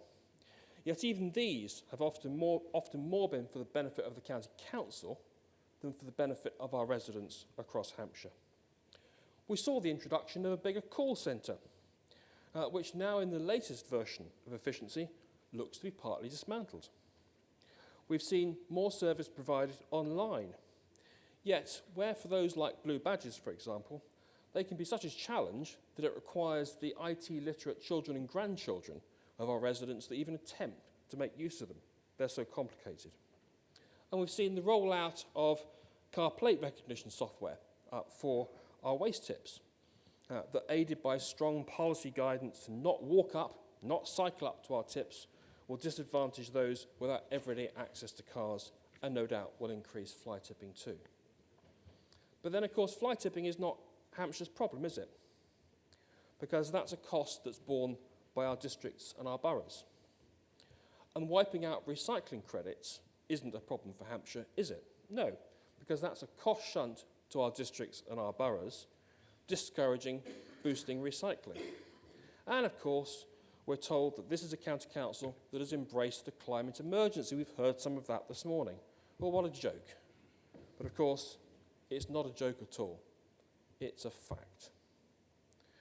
So do some of the new cuts in Transformations 2021 help out on this climate emergency? Do they help out on health and well-being for our residents? Well, I think not, Chairman. Reducing school transport to the statutory minimum will increase car journeys. That's not tackling climate change. Closing libraries so that residents have to travel further to borrow a book. That's not tackling climate change. Reducing alcohol and substance misuse services, reducing sexual health services, reducing domestic abuse and mental health services, that's not supporting well-being. Demand prevention is the new mantra, and it's a mantra to cut services to vulnerable adults and vulnerable young people. That is not supporting well-being. All of these, Chairman, are cost shunting. Many cost shunting to our under-stressed health service and to our police that now have so few resources that many crimes up to and including assault are no longer investigated. So much for tackling crime, let alone tackling climate change. And we have told, of course, much like the phrase of Mrs. Thatcher, there is no alternative. But of course there is an alternative, Chairman, and that alternative is to have a strategy and put it into place. Of course it's difficult, and it's more difficult with every passing year that there's no strategy for this council. Along the way, we on the Liberal Democrat benches have always advocated being an activist council to stand up for Hampshire, not a passive one doing as it's told by Conservative MPs. We've not suggested unsustainable use of reserves for ongoing revenue spend, but we have said we do need to look to do things differently. Our capital reserves increase year on year, approaching 700 million now. It's the only area of growth we have, other than Tory spin, thanks to the council cutting harder and deeper every year, ahead of need to grow its balances for a rainy day. Well, that rainy day is now, literally, but now it's flooding too. And flooding and the storms of climate change, more needs to be done. It's why we've advocated using some of these reserves to genuinely invest in our future. We already know this council has an overly cautious approach to investment. Councillor Reid talks around the edges on this, but it's why Hampshire has failed to take advantage of feed-in tariffs in the past for solar power, when many progressive districts and boroughs invested. It's why now this budget is just dabbling with LED lights to save money and to save carbon on street lighting, when the business case is there for greater investment, not just a token sum. And it's why there's now a token amount in the budget for strategic land acquisition after 20 years of doing nothing. So let's pause on land for one moment, because it's a very good example. Back in the 20th century, all those years ago, this council had a vision for land acquisition as a way of producing major capital returns for the council in the future. And this council is now getting the benefit of these. At Manydown, in Basingstoke, and around Botley, 30 plus years on from that investment. But the council of 10 years' time isn't going to have this benefit, no, because this council has for the past 20 years not been looking to the future, not been making this type of investment. So even the £3 million in the budget this year is a token compared with the market opportunities that are out there. We're told, I'm not quite sure where this metaphor really came from, I understand the explanation, but it's a very strange one, that this is a double donut strategy. Well, to me, it looks like, it's you, Councillor Reid, okay, well, apologies. Well, to me, I think the only thing that resembles a donut about it is it's the hole, it's not the dough. And that's probably primarily because this council's approach to risk is a flawed one. We take a view here at Hampshire that the risk of doing things is just too difficult. We don't want to go there because we're cautious. We are conservative as a council. Sometimes the risk of doing nothing is greater than the risk of doing things. Sometimes this council just needs to be prepared to embrace that a little bit more. And what about investing in people when revenue gets tight? We're not doing it, of course. And our libraries, I said I'd come back to libraries, Chairman, our libraries are a good example of that. Hampshire's Conservatives, Councillor Woodward, is consulting on closing up to a quarter of Hampshire's libraries and reducing the opening hours of those that are left by up to a quarter. Now that's now being dressed up as better libraries by the leader this morning. That's page 17, I think, of the Tory spin book. Better libraries is closing libraries? I don't think so, Chairman, do you? So we're even suggesting withdrawing support from libraries that are already run by volunteers. Yet the cost savings are marginal. We heard £17,000 for North Baddesley.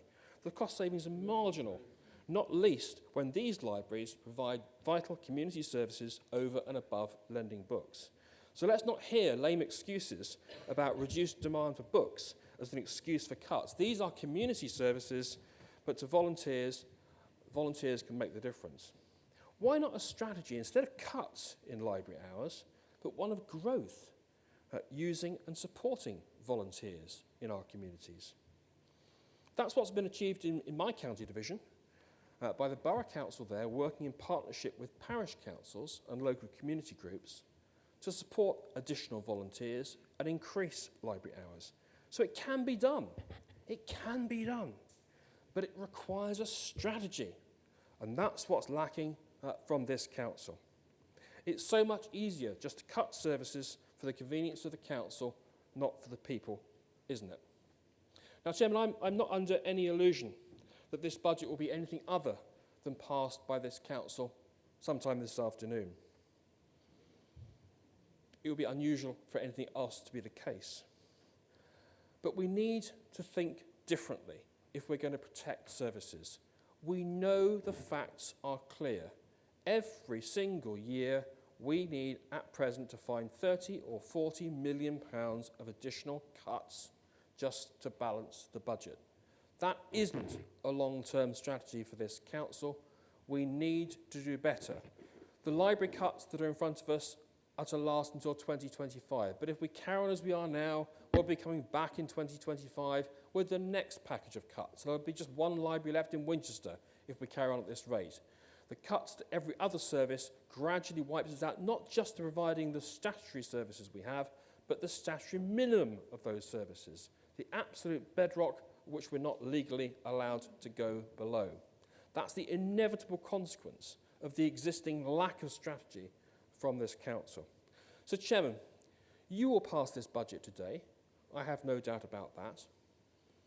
But let's, next time round, come back with a real strategy to protect Hampshire, not just going out with a begging bowl to ministers that's rarely filled, but to demand better for Hampshire, forcing Conservative MPs to stand up for their communities, protect public services, and do better than this budget of continued failure. Thank you, Chairman. Thank you.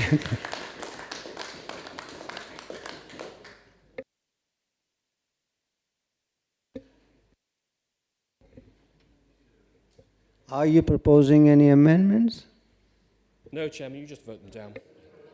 Although you do then tend to come back in subsequent years accepting bits of them incrementally because you recognise there's a bit more strategy over here than over there. Thank you very much, Councillor Keith. I'm going to invite Councillor John Benenson, please.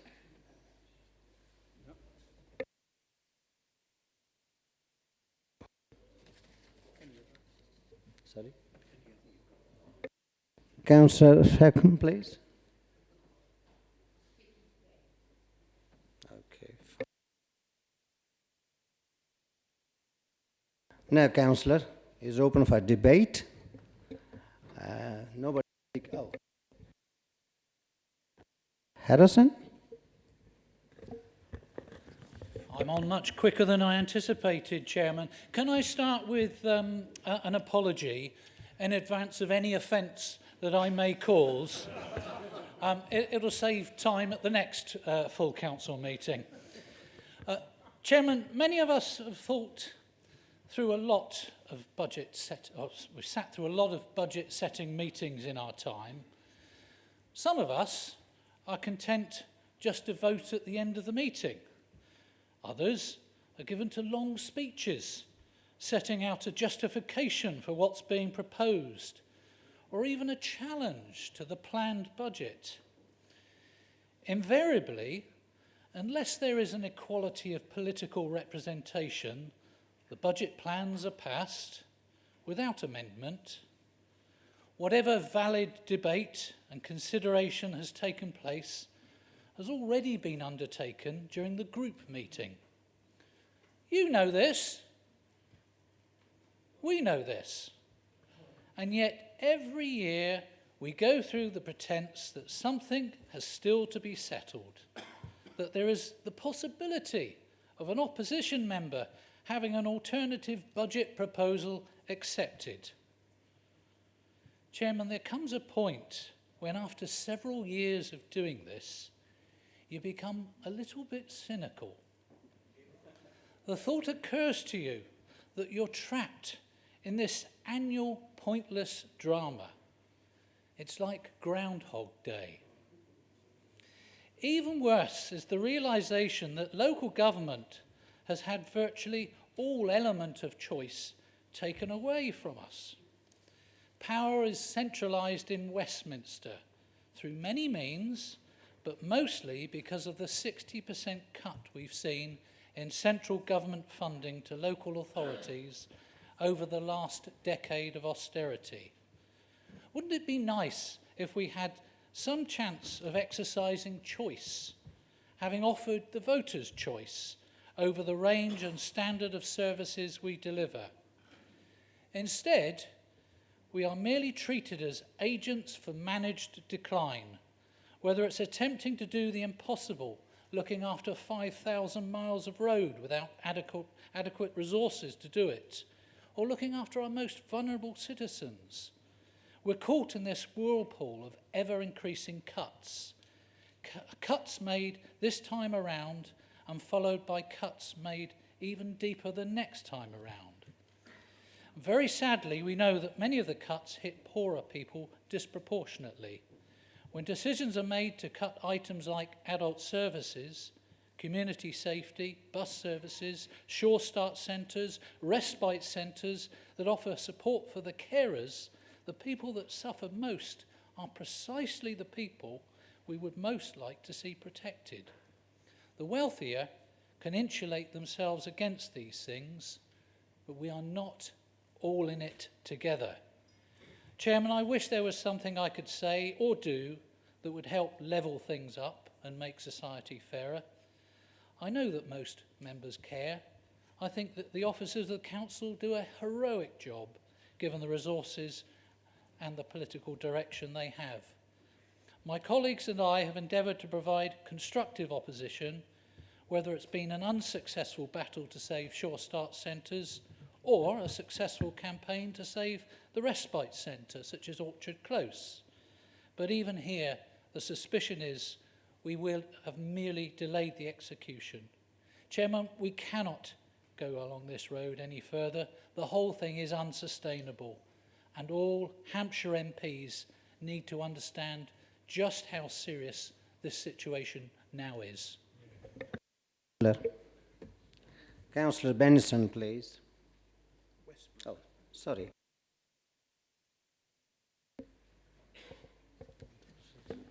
Thank you.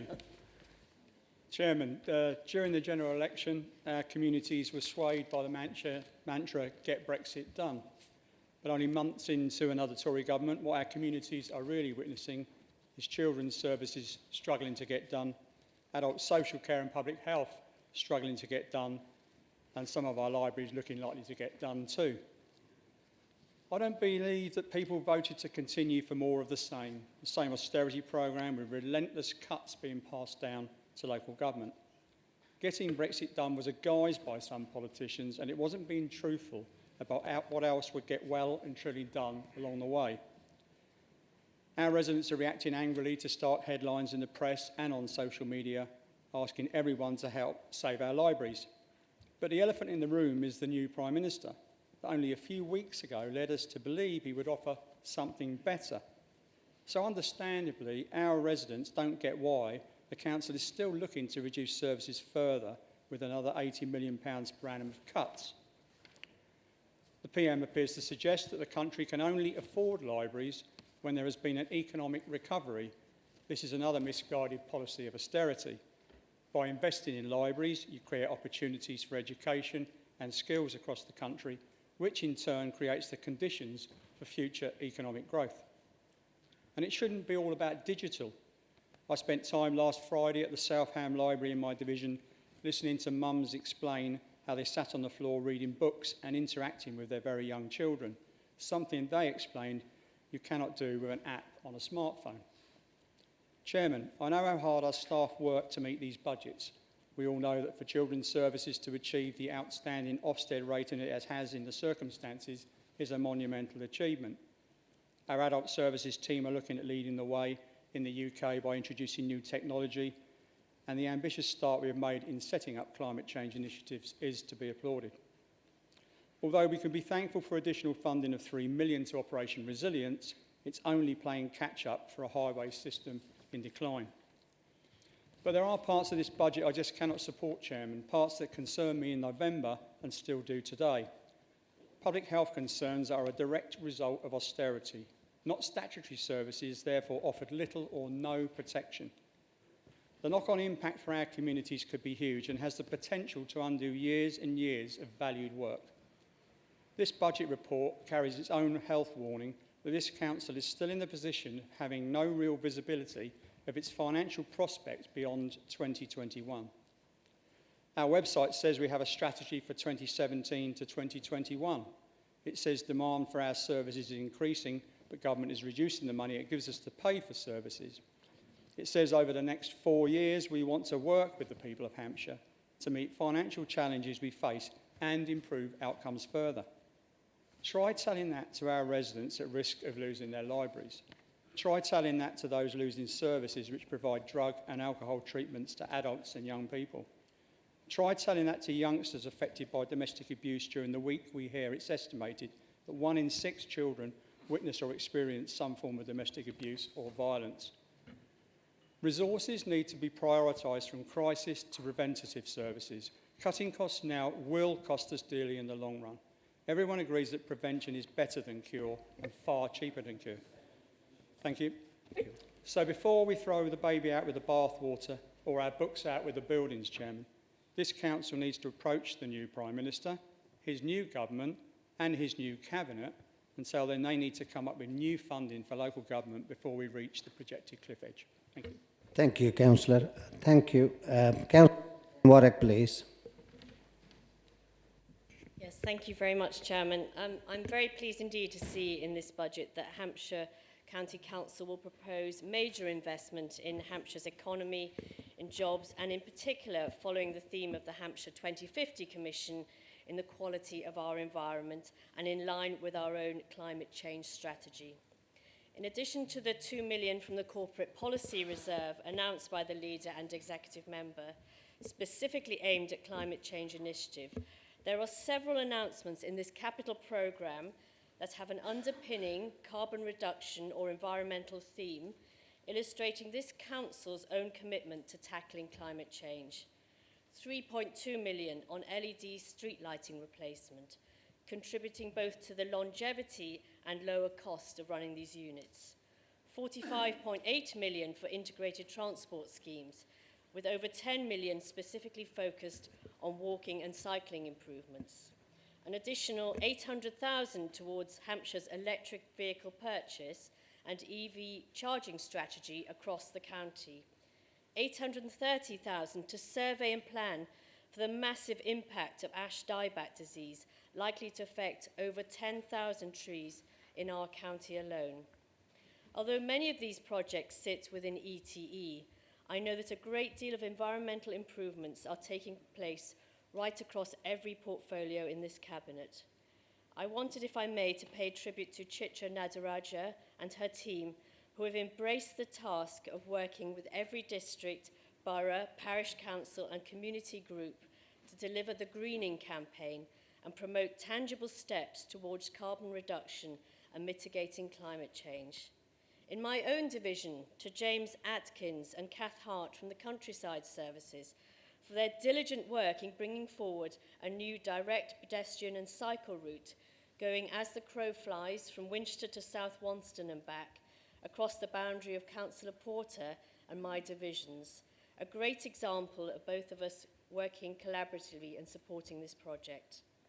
And to our school architects for the energy efficient and highly insulated design of the proposed extension to Shepherdsdown Special School, also in my division, including PV solar panels, energy efficient lighting, controlled heating and the use of sustainable timber. It is so positive to be part of these plans, and I look forward to seeing carbon reduction measures being a central consideration to many of our future projects. And just on a small personal note, Councillor House gave us a mini lecture on the health service in Africa. I just wanted to say that my husband is leading a team at the moment from the Royal College of Surgeons, voluntary team.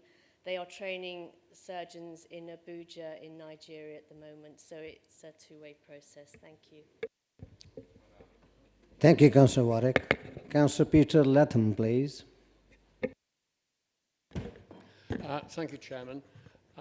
We all understand the issues that we have with regard to sustainability in the long term. We understand that. However, we have to look at the budgets as we have them today, and in particular, look for example, at the good news. We are the second lowest council tax budget payer in the country. We have the highest reserves of any council in the country, and we have a capital programme of £733 million, I think, which most councils would give their right arm for. So that's the good news, that's what we can be proud of for this county. Moving to the budgets, looking at 2019-20, the end of the fourth transformation programme, we have once again managed our budgets, and every department has been able to do so. Some have even had a cost of change money that they can put into their budgets, and as far as social care is concerned, they are managed with the money from corporate services, cost of change, contingencies, and BBR. So we move into this financial year knowing that we have balanced budgets. As far as this year is concerned, if you look at the Section 25 report of the CFO, she has to give that on the basis of robustness and the estimates and the amount of our reserves. And she has given a positive opinion as to not only this year, but also next year for 2021, that we will be able to balance our budgets for those 2 years. We've heard this morning about cuts. Just look at the budget for 2021 as against the budget for 2019 and 20. And you will see that in actual fact, the departmental budgets have increased expenditure by £175 million. 102 million of that, if you exclude schools, there are £102 million which is being spent on services, growth, and I think £85 million of that is being spent on adult social services. Obviously, we have to save 80 million over that 2-year period, but over the same time, we are contributing far more money into services, so that we have the relatively comfortable position for the next 2 years that we will be able to maintain services. And at the end of that year, of 21-22, whereas before we only had 400 and something thousand pounds in BBR, look at BBR in the future, and by 21-22, the end of that, we will have, as a result of the pension assets coming in, something like 59 million pounds. So we're already looking forward to 22-23. In conclusion, this is an excellent budget, and it has my wholehearted support, and I hope it will have the support of the rest of this community, of this council.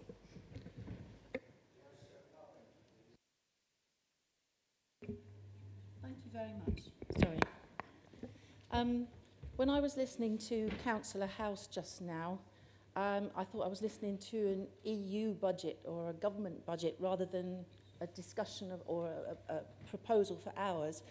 I was disappointed that he thought that we don't have innovative action taking place in this council. We've got lots of innovation going on, plenty of forward-thinking action on climate change as well. I didn't hear anything from him about what he would propose for climate change action. You only have to look at our adult social care department and the things they're putting in place, and also the way we work with businesses. These are all very forward-thinking things.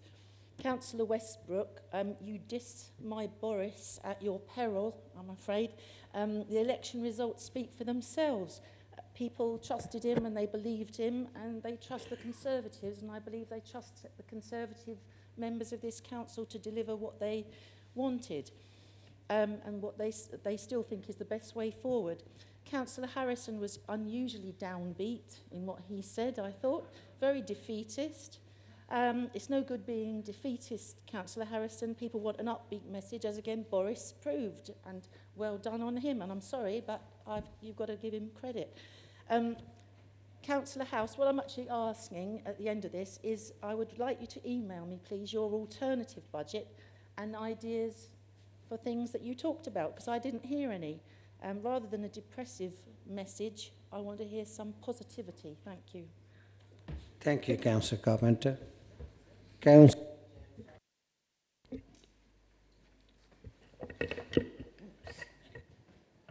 Thank you. Well, my faith in Hampshire County Council has taken quite a bit of a beating. With the library and the consultation, well, it's flawed. Because in my division, in Popley, we're counted as not even being in the catchment area. It's within walking distance. I was told by an officer there is no members that live in Popley. Well, I can tell you they do. And there was headlines in our local paper. A 10-year-old girl had taken out 1,700 books. So how can I have any faith in the figures that you've been said if you're just not taking? I feel like Billy No Mates, I'm on my own again. But the people of Popley feel the same. We've been left out. I'm really, really disappointed. And the other one that I'm quite upset about was only last night I was talking to a wonderful charity called the Beeson, and it's actually one of our present mayor's charities. And they're having great difficulty because for all the wonderful work they do, they recycle furniture, they give it to people that are needy. They also clear gardens and help elderly, single mums that can't do the gardens, etc. But they can't go and use the facilities at the dump because they've got a white van. Surely, we've always been known, I thought, that Hampshire County Council had a heart. Well, where's your heart? I heard the chairman talking about the wonderful volunteers, and then we turn around and say, no, we're going to charge you for dumping. And they've actually been turned away from being able to work. I don't know what's happening in the Hampshire County Council, but it's not the county council that I knew of 19 years ago when I first became a councillor. So my faith is shattered, and I've asked for information about the library, why was it left out, and I haven't even had an acknowledgement. Well, this is one person who's not going to shut up till I find out, and the people of Popley in my division are counted in. So thank you, and I won't be supporting. Thank you, Councillor Rankham. Councillor Burgess, please. Thank you, Chairman. Members, I'd like to thank the Leader and the Executive for this budget, particularly a line item on page 168, the replacement of Grange Junior School. The existing Grange Junior School was built in the 60s to serve the families of the vast naval estate in Rowner. We're lucky with the site that there is room to build a new school on the same site, therefore not disrupting education of the children. I fully support this and recommend it to all. Thank you. Thank you, Councillor Burgess. Councillor Chadwin, please. Thank you, Mr. Chairman, Madam Chairman. Confused before I start. Councillor Harrison referred to the budget speeches and debates as being boringly predictable, and indeed they are. One side shouts "Yah boo," and the other side shouts "Boo yah," and so it always is, and no doubt always will be. There are a few good things in the budget. Personally, I'm pleased to see £5 million extra for potholes. Of course, that's a fraction of the money that has been cut from highways maintenance in recent years. And if you did actually repair the roads properly in the first place, you wouldn't have so many potholes opening up that you have to patch to keep the roads somehow functioning. And I'm certainly pleased to see the money for climate change. I'd hope that we could spend more. But if you can find £5 million for potholes, £2 million for climate change, what a shame that you can't find 1.76 million to save Hampshire's library service. That's all the money that is being cut, but the effect is going to be massive. And I make no apology for coming back to libraries. It's been noticeable. It's been the thing most mentioned by members who've spoken of all parties. The test for a council, in my view, and for individual councillors, isn't how they look after schools and roads and statutory things that will be there, whoever runs the council. It's how you look after the quality of life services.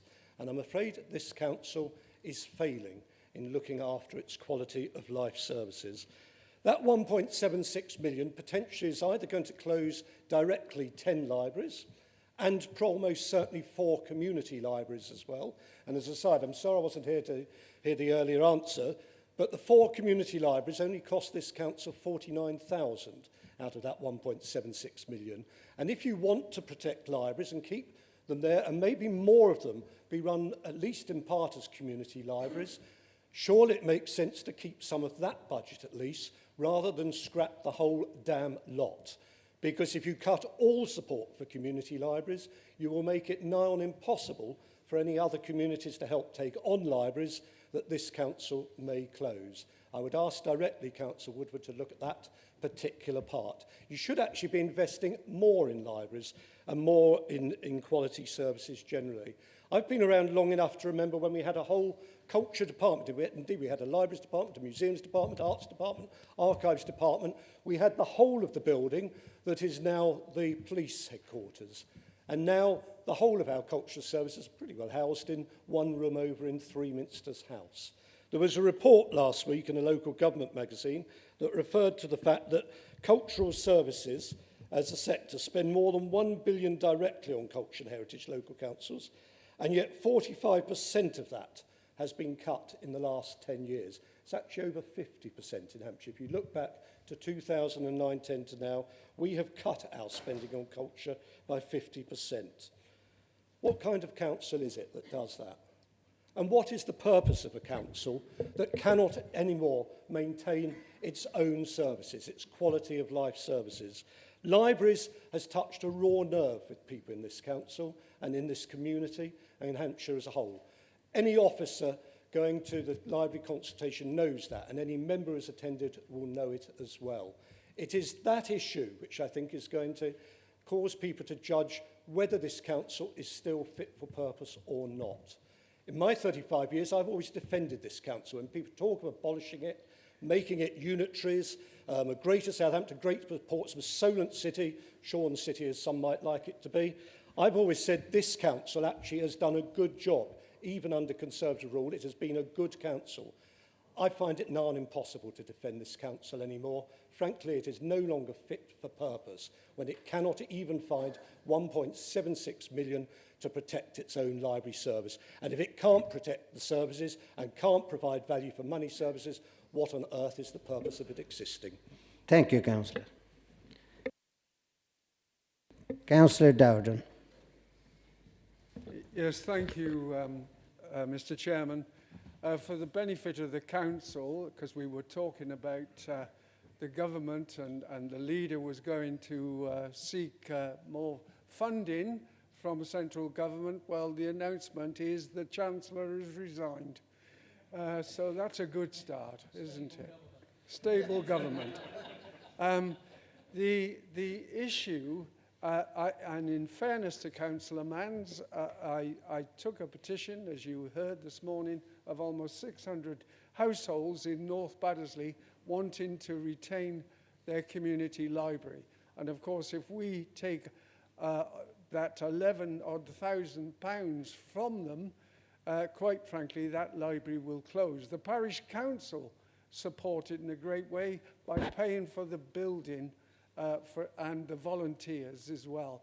They were encouraged to become a community library, as were the other 3 community libraries. And what sort of message, as Councillor you've just said, what sort of message does that send to anybody else in another area wanting to become volunteers and take on the responsibility of running the library to save any council any money? They won't.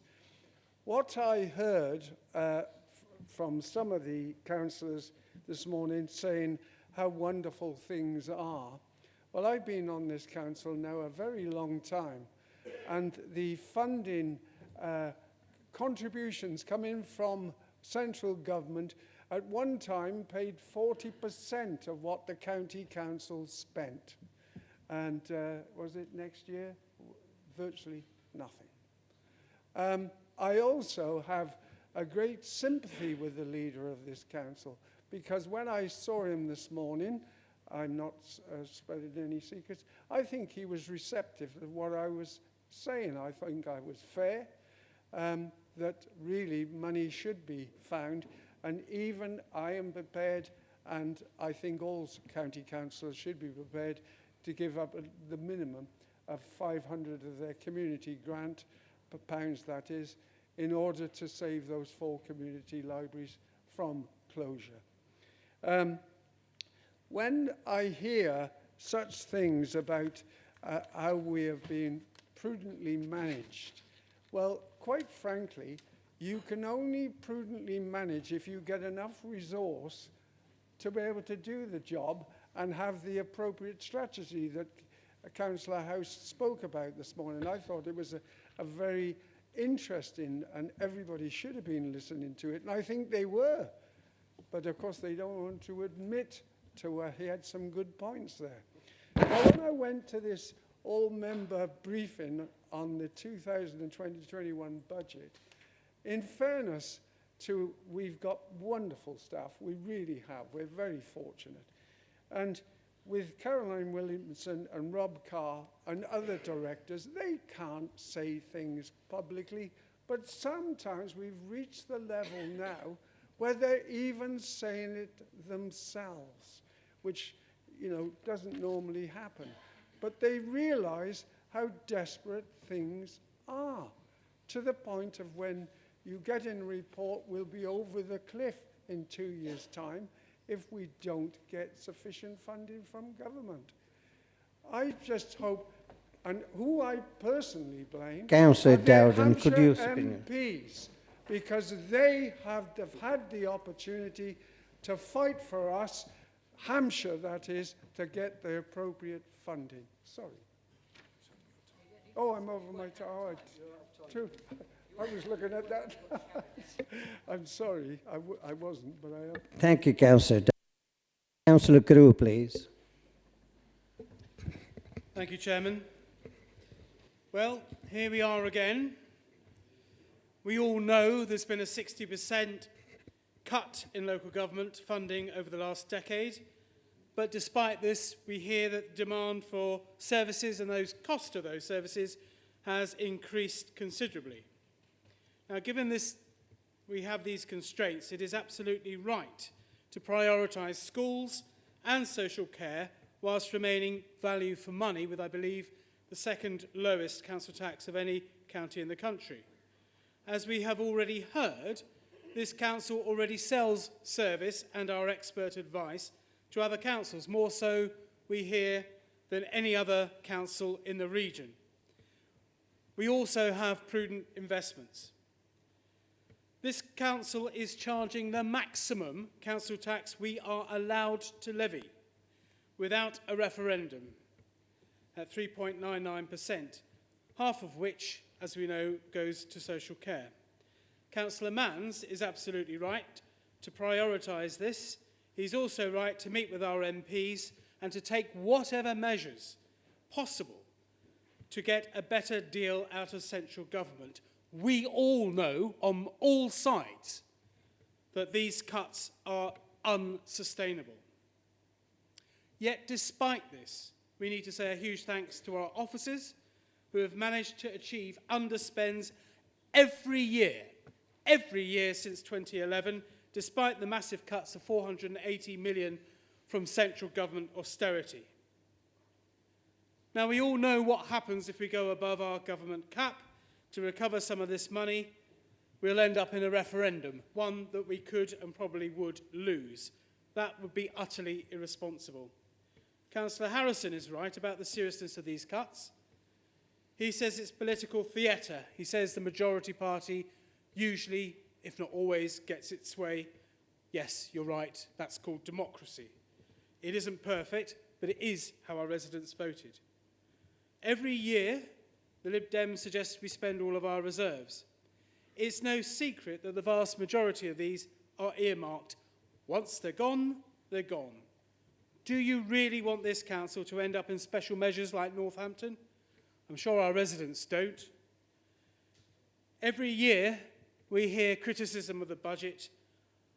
The opposition know that there's a difficult problem for local government with all the cuts, and yet every year you fail to provide an alternative budget. This used not to be the case when Councillor Collett was leader. You should be embarrassed. Please don't just sit there and criticise unless you can come up with some costed alternatives. So, despite being faced with these huge financial pressures, this council remains financially sound. We are putting our money where our mouth is by providing 2 million extra for climate change, a capital programme of billion, and in addition, 3.2 for LED replacements for our street lights, almost $1 million for electric vehicles and charging points, 45 million on integrated transport, and I hope we'll have some in Whitehall and Borden soon, 3.9 for new schools, and strategic land acquisition for capital receipts, which is sound investment.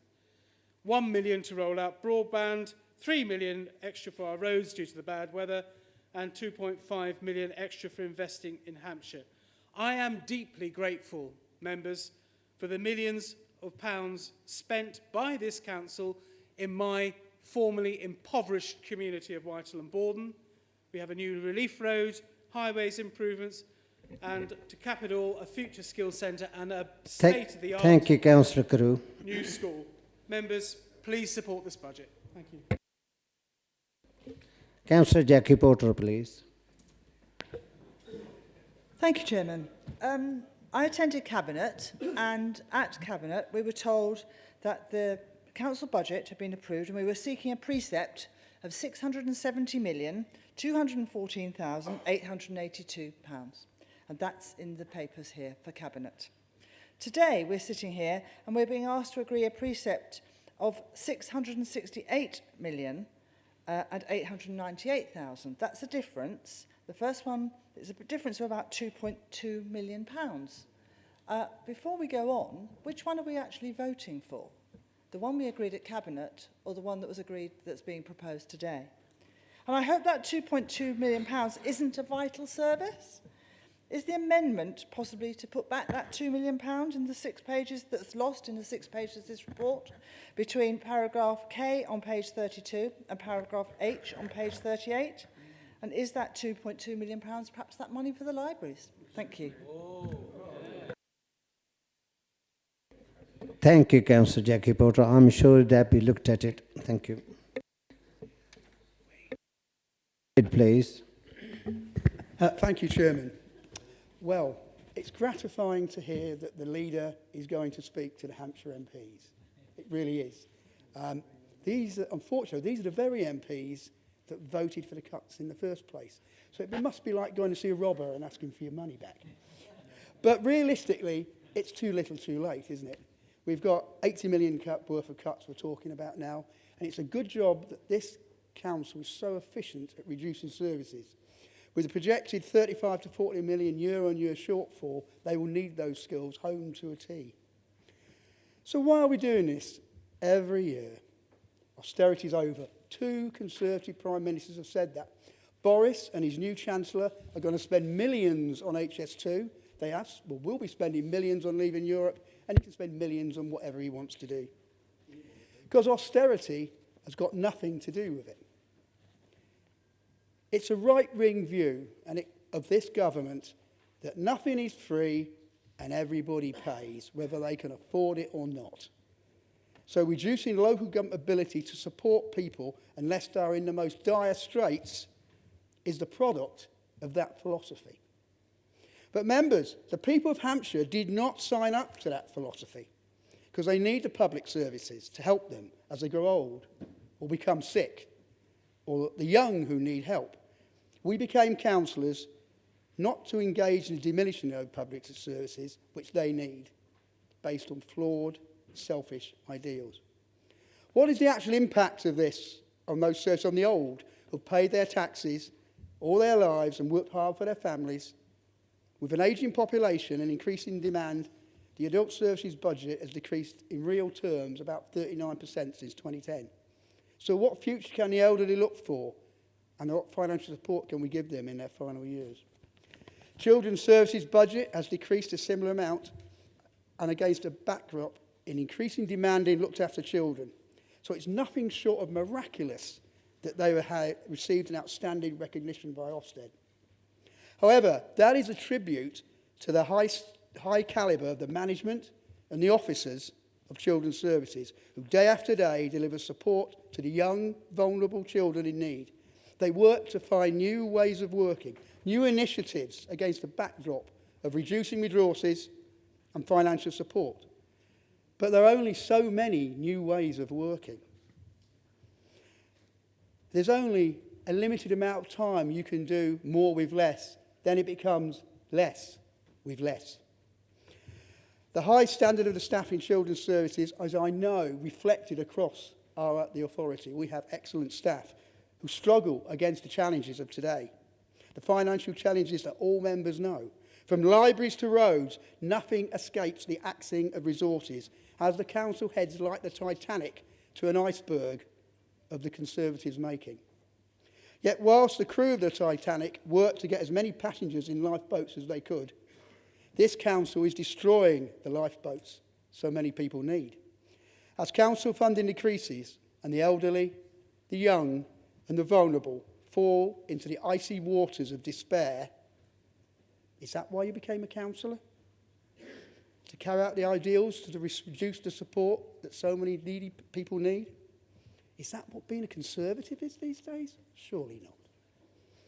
The safety net to prevent people reaching the cliff edge are long gone. Soon it will be difficult to carry out even the statutory functions in the way we have so far. When we are back to some Victorian version of social care, will the Tory think tank say, job well done? Well, let me tell you, there are those of us who do not think like you.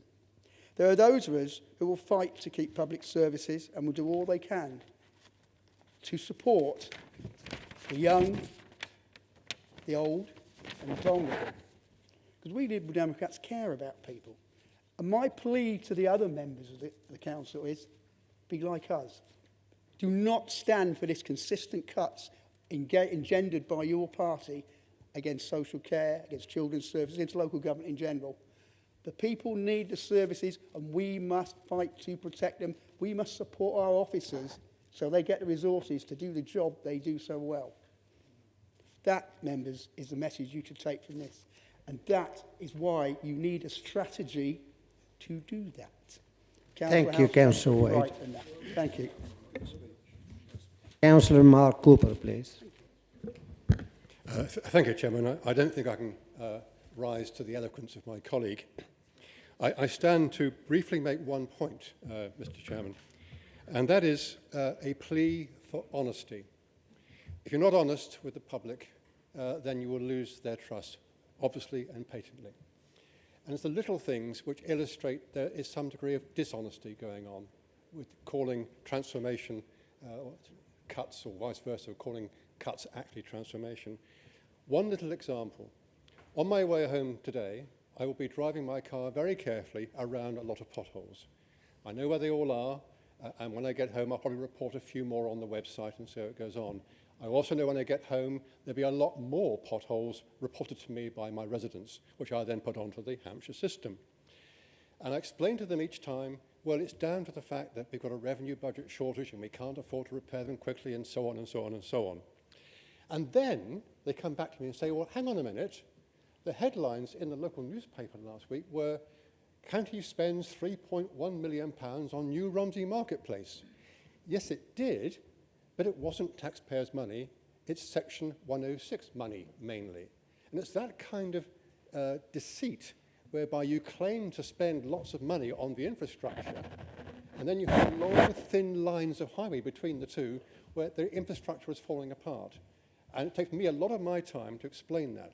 So my plea is to members, all members, please be honest and upfront. You'd be quite surprised how, by honesty, you achieve much more support and understanding from our residents.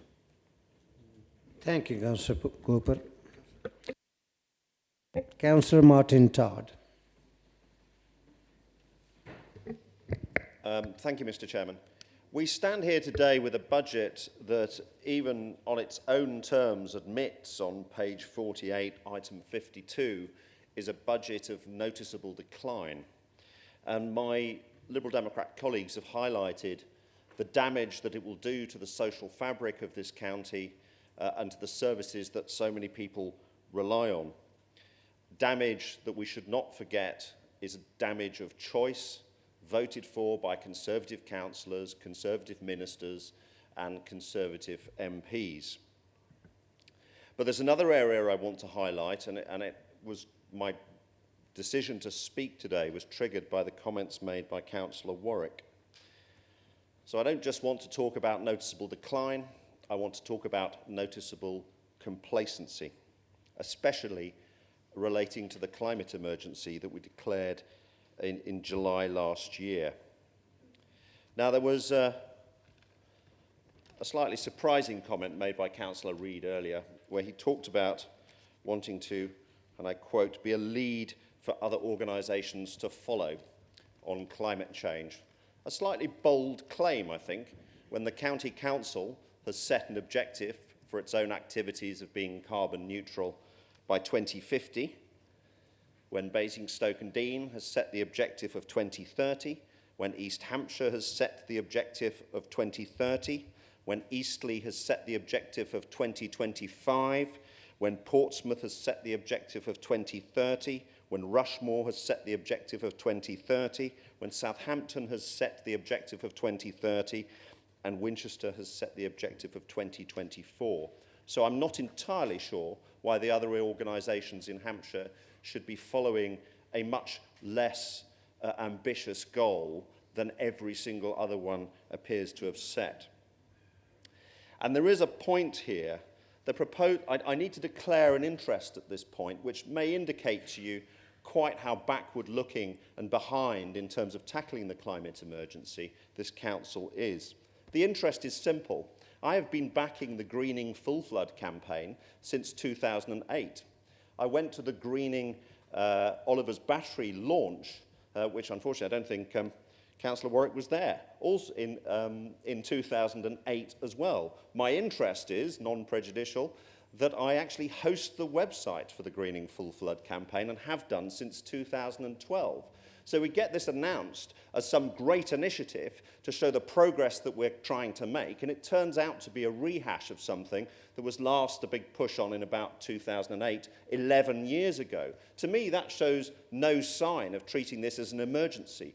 And indeed, one of the things that's very striking about this paper and about the Council's language to do with the climate emergency is the airbrushing of the word emergency. The term climate change appears 5 times as often in this budget paper as climate emergency, which appears only twice. The lack of ambition, the initiatives that are talked about, and I welcome the money that's been put into, are things that, frankly, I was campaigning and asking for change on LED lighting in 2017. I was asking for action on cycling in 2018. And we pass a climate emergency in 2019, and nothing is in this budget to show that we understand it as an emergency, to show that we understand that the 2050 target is wholly inadequate. And therefore, don't just reject this budget because it supports noticeable decline, but reject it as well because, frankly, it shows noticeable complacency on the biggest issue facing our planet and our county today. Thank you, Councillor Harrison. Thank you.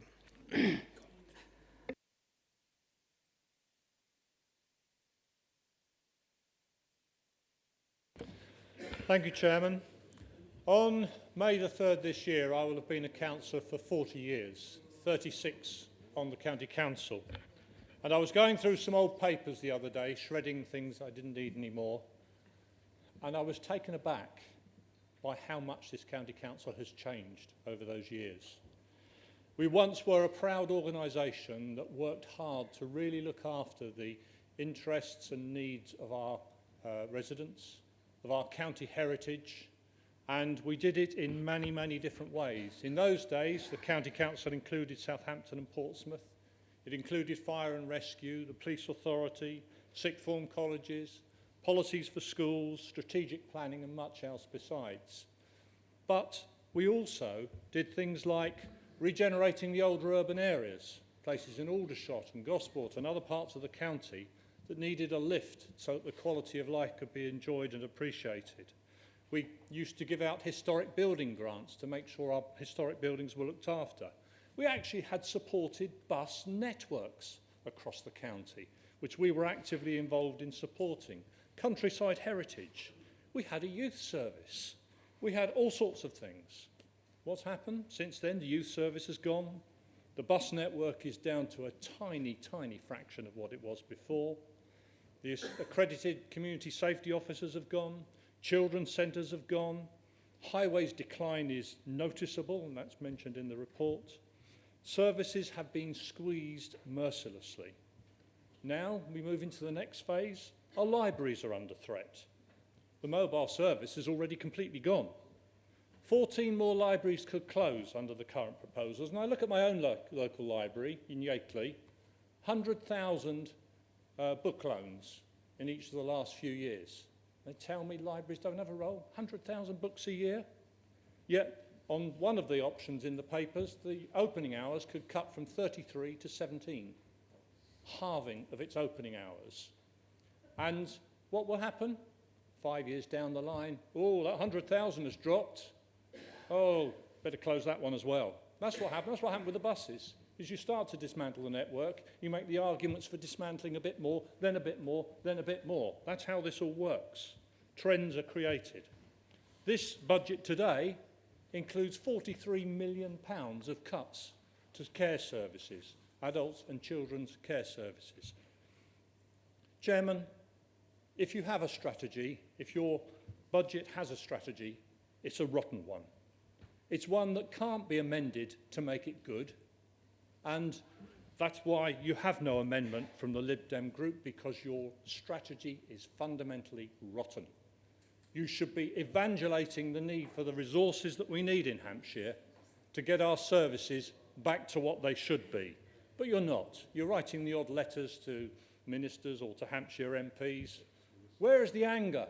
Where is the evangelisation to do something about this?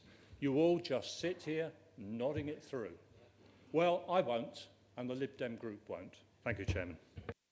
Thank you, Councillor Collett.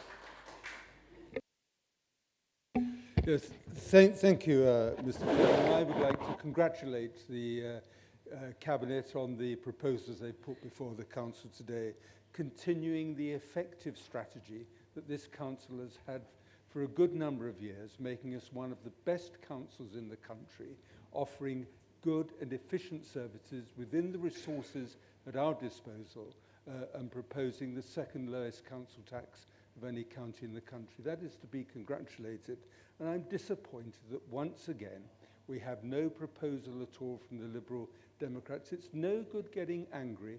Where are your real proposals? The only word I heard coming from Councillor House is that you should take more risk. Well, I don't believe that the electorate of Hampshire put us into this position to take risk on their behalf. It might be a good question to ask, what is the debt of Eastleigh Borough Council alongside the assets of Hampshire County Council? That is something that perhaps the electorate should ask.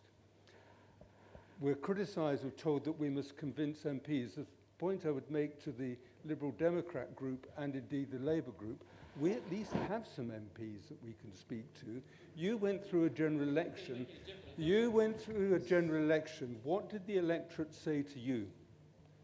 They gave you a pretty tough message, and you would do well to listen to that message, just as we seek to listen to it. There are problems, of course, in local government funding. There is no doubt at all that a message has to be said that local government cannot continue to be the fall guy. And I think we would all do far better if we put that voice collectively rather than trying to make political points about this council. That we do need to give the message to government. You cannot continue to put funding into other services and make local government pay the price that it is. I think if you were to take that line, you would find very much more agreement across the whole council chamber. The other problem, briefly, I want to mention, there is a north-south divide. We know that the north needs support, but the message again has to be given by all parties, all representatives from the counties in the south of England.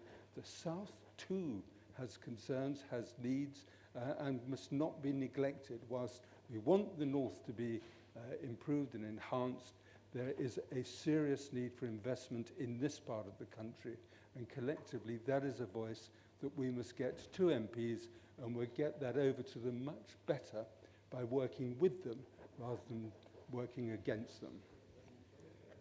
Thank you, Councillor Perry. Councillor Clark, please. Thank you very much. I really had to marvel at Councillor Fran Carpenter's defence of Herb Boris, and I really take my hat off to her that she was able to assure us that we could trust his word with such conviction and with such a straight face. And just by chance, with sort of comic timing, I managed to stop myself laughing. About 30 seconds after she finished, a headline dropped onto my iPad saying, Sajid Javid now joins the long list of people who have been let down by Boris Johnson. During the general election, in a Q&A after a speech to the CBI, Boris Johnson committed to keeping Javid as his Chancellor after the election. Javid was doing an excellent job, he said. No other cabinet minister received a job security guarantee of this kind during the campaign. Esther McVeigh, who a couple of months ago you could imagine would have made a similar defence of Boris as Councillor Carpenter, has also just announced that she's very sorry to be relieved of her duties as Housing Minister. So Boris does make promises. He's got a knack for it. Nobody can knock that. He made them during the referendum. He made them during the general election. But unfortunately, these promises generally turn out to be fool's gold. There's no amendment from this side because there is no point. There'd be about as much point as offering alternative arrangement for the deck chairs on the Titanic. It would be voted down anyway. As my colleague Councillor Harrison said, everything is decided prior to the meeting during group meetings. If the leadership of the council want to run the council more collaboratively, I'm sure on this side we would be very open to that. And there would be amendments and there would be constructive suggestions. But I do remember last year we weren't even allowed to debate a motion we put forward. So it does seem strange that we're now being attacked for not having an amendment. We on this side just need to make sure that the public know exactly who is responsible for the situation this council is in when Boris comes back for another mandate at the next general election. I echo Peter Chegwin's comments because I think there are great staff here at the County Council, absolutely first class. I also actually think every councillor here wants to do the best for the community. But if we are in a situation, thanks to this government, where we cannot even find money for libraries such as North Baddesley or the community libraries, a desperate overhaul is needed. What is the point, most members of the public would ask, of this council if we cannot even provide those basic amenities to ensure a decent quality of living? The government promises levelling up, but this budget here shows that the only levelling that is happening in this country is levelling down.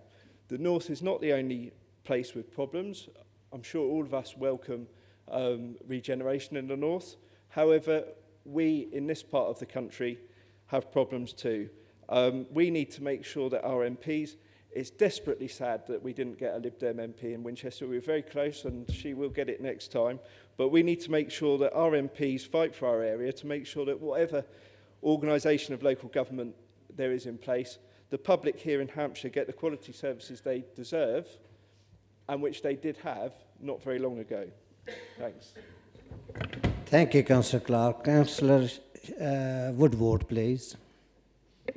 Thank you very much, Mr. Chairman. What are the miserable, dismal contributions, unfortunately, we've had today from the opposition? Yes,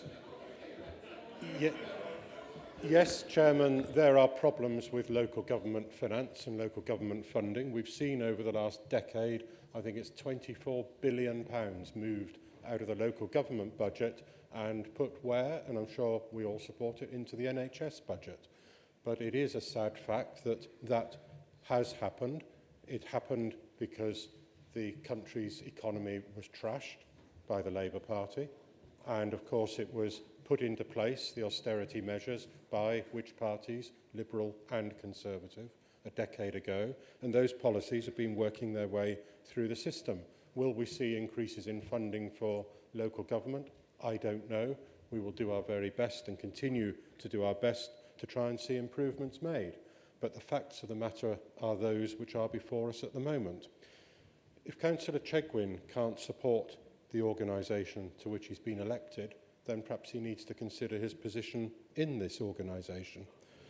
But the situation we are in, and I'm going to look specifically at libraries now, is that we have a 25% reduction in the core business of libraries, which is lending books.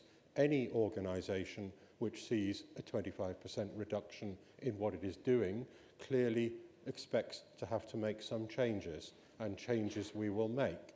Would we be making changes of this gravity if funding had not been reduced? Probably not, to be honest. Would we be reviewing our library service with the potential to close some libraries? Yes, we would. But the fact is, we need to look at a whole range of options. And our community are very well engaged with that. And as I said earlier, we've had 15,000 contributions so far. I'm sure we will have more. I'm sure there will be innovative ways found of looking after libraries and not having to go as far as some of the options which have been put before us by the library service in the consultation which is happening at the moment. But changes do have to be made. But what we will have at the end of it is a comprehensive library service which is run for the benefit of every resident within this county. And I know that councillors are getting on board with that, and I know that there are councillors working within their communities not to do what Councillor Chegwin does and spread fear and dissent, like telling them there's 38 libraries going to be closed in Hampshire, but people who will engage positively with trying to make the best of the funding which we actually have available. It is a pity, Mr. Chairman, that the Liberals do not put forward an alternative budget. They should have the courage of their convictions. Changes do get made as a result of opposition making suggestions. It's certainly happened. I know Mrs. Frankham has put things forward before which have been adopted by the Conservatives in setting that budget. So it is a shame that the party which sees itself as the administration in waiting, or at least I think it used to, maybe it doesn't anymore, doesn't have an alternative to put forward for consideration. I hope, Mr. Chairman, that members will all support the budget which has been put before us. Thank you. Thank you, Councillor Woodward. Yeah, I wasn't actually going to speak, but I get a bit fed up in this chamber of listening to everybody complaining about who's done what and who's to blame for what.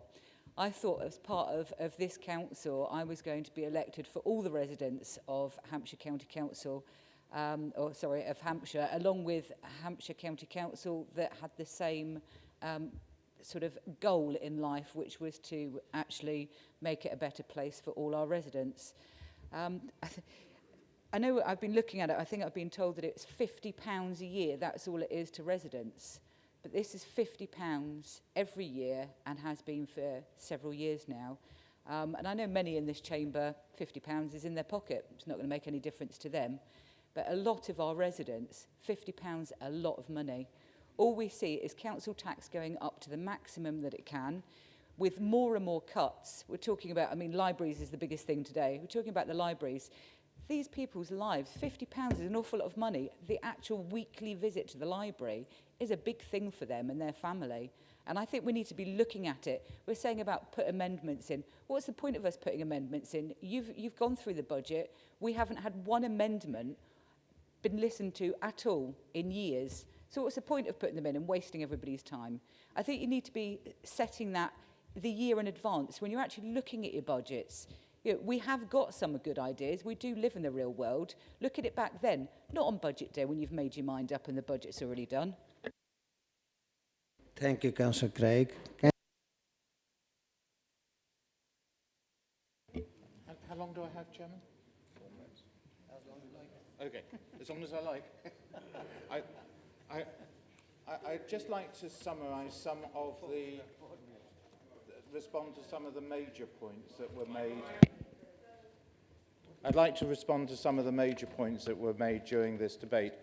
The scene which that was set, I think, very badly, if I may say so, by Councillor House, who spoke eloquently as always, but it was reminding me of a Tony Hancock programme on television where he's been reading a book and the last page was missing. And this was a very well-written book, but he didn't know how it was going to come out. And it was a bit like that from Councillor House. Lots of commentary, and at the end, we didn't know the end of the plot because he had nothing actually to propose and nothing to say. So House's half hour was not a particular success in the context of this debate. But it was followed by the rest of the Liberal Democrat group. We haven't got anything to say, but we're going to stand up and say something. And that was the theme that they came forward with, and that was a great shame. Now, Councillor Porter asked a legitimate question about why the figures changed between the Cabinet meeting and now.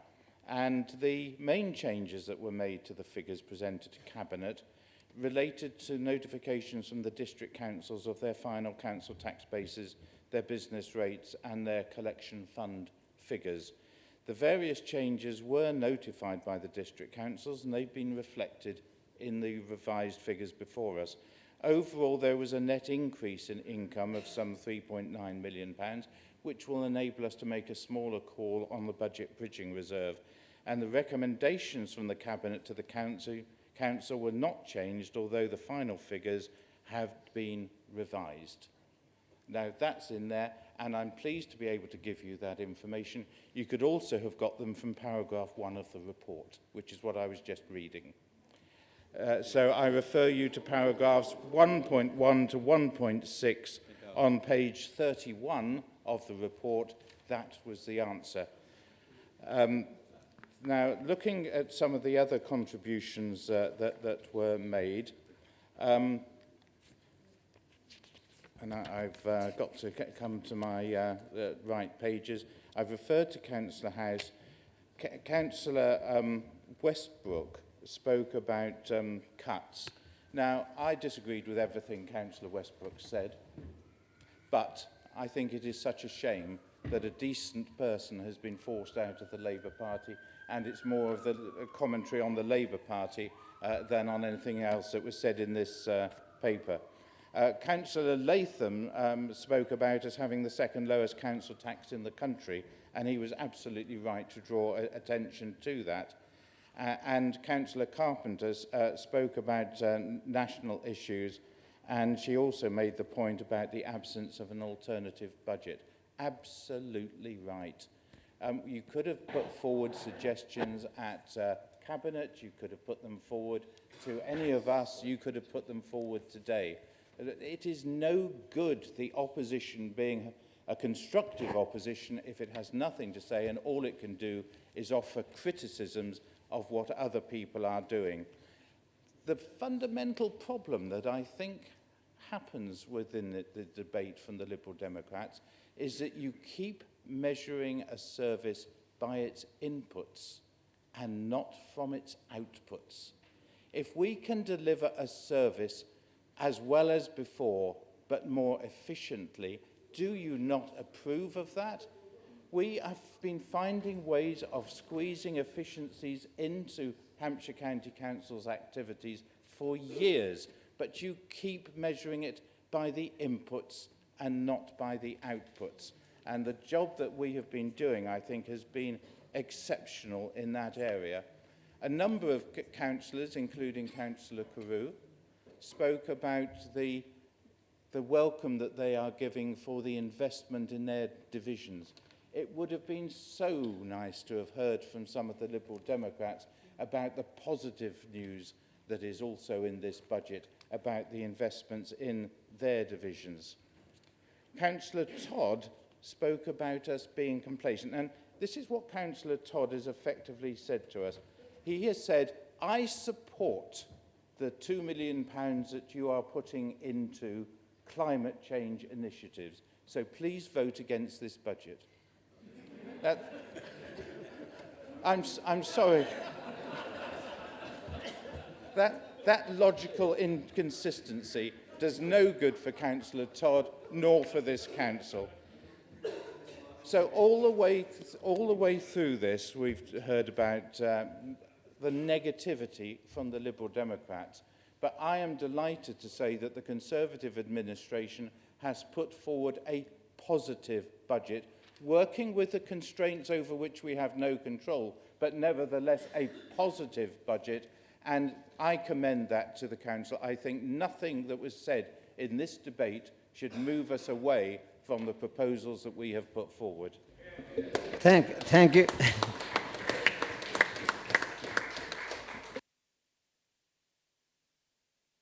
Man who is going to sum up the debate. Thank you. Councillor, I think we've had a very good debate. We've had 22, I think I'm right in saying, speakers, and I'm grateful to Councillor Reid for picking up a number of the points that people have made.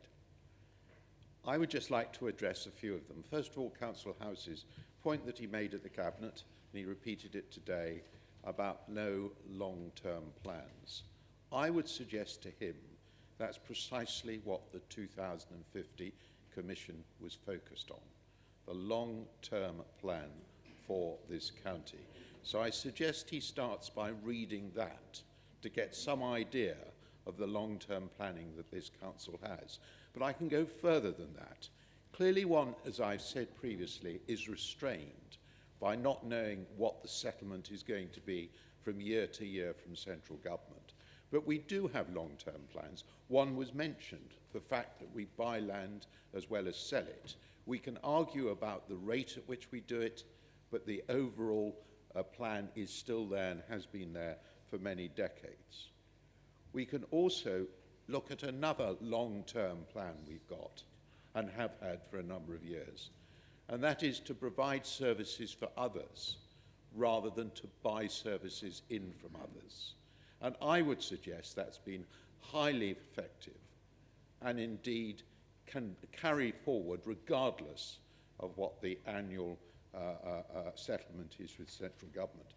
I'd go one step further, a long-term plan to provide services for others, but occasionally buy them in ourselves, but to ensure that we have enough experience in-house in order to deal with any problems when we outsource those services.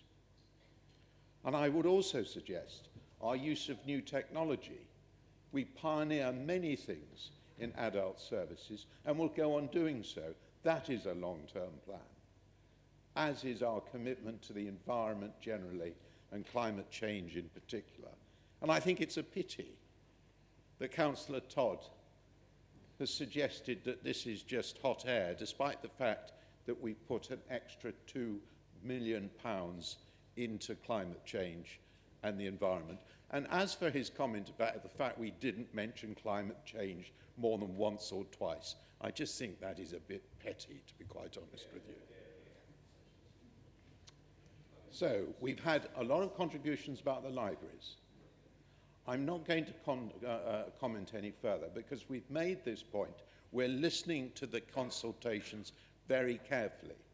And I suggest that the one thing we cannot do, And I have to say it was a bit of a disappointment from the Liberal Democrat Party that everything they wanted to do was simply not do anything. We live in a society that is changing. We live in a society where books are being borrowed less, but that doesn't mean we don't use those facilities for other things. The great thing is to be relevant to the present, focused on the future, and ensure that the services we have right across the board are dynamic ones that's looking to the future as to what those services need to be. But there is one thing we can all agree on, and that is a point that my predecessor, Councillor Roy Perry, made. We need to all, regardless of party, to work together to convince the government that social services and other services provided by local councils need to be given a fair crack of the whip in the future, rather than what's happened in the past. And that graph that we put into the table, I totally commend it to everybody. I have been passing it around all our MPs and others as an indication that over many years now, local government has been underfunded, and it is central government that will pick up the pieces eventually for not funding it properly in the first place. I was accused of using a statement about stable government. I take that on the chin. You're absolutely right. I'd hardly say that. However, there is a silver lining, because the new Chancellor of the Exchequer hails from Hampshire, and that, I think, is a good indicator of what we can expect in the future. So I believe this is a good budget. It's a realistic budget. It is a budget for the future, and I commend it to this Council.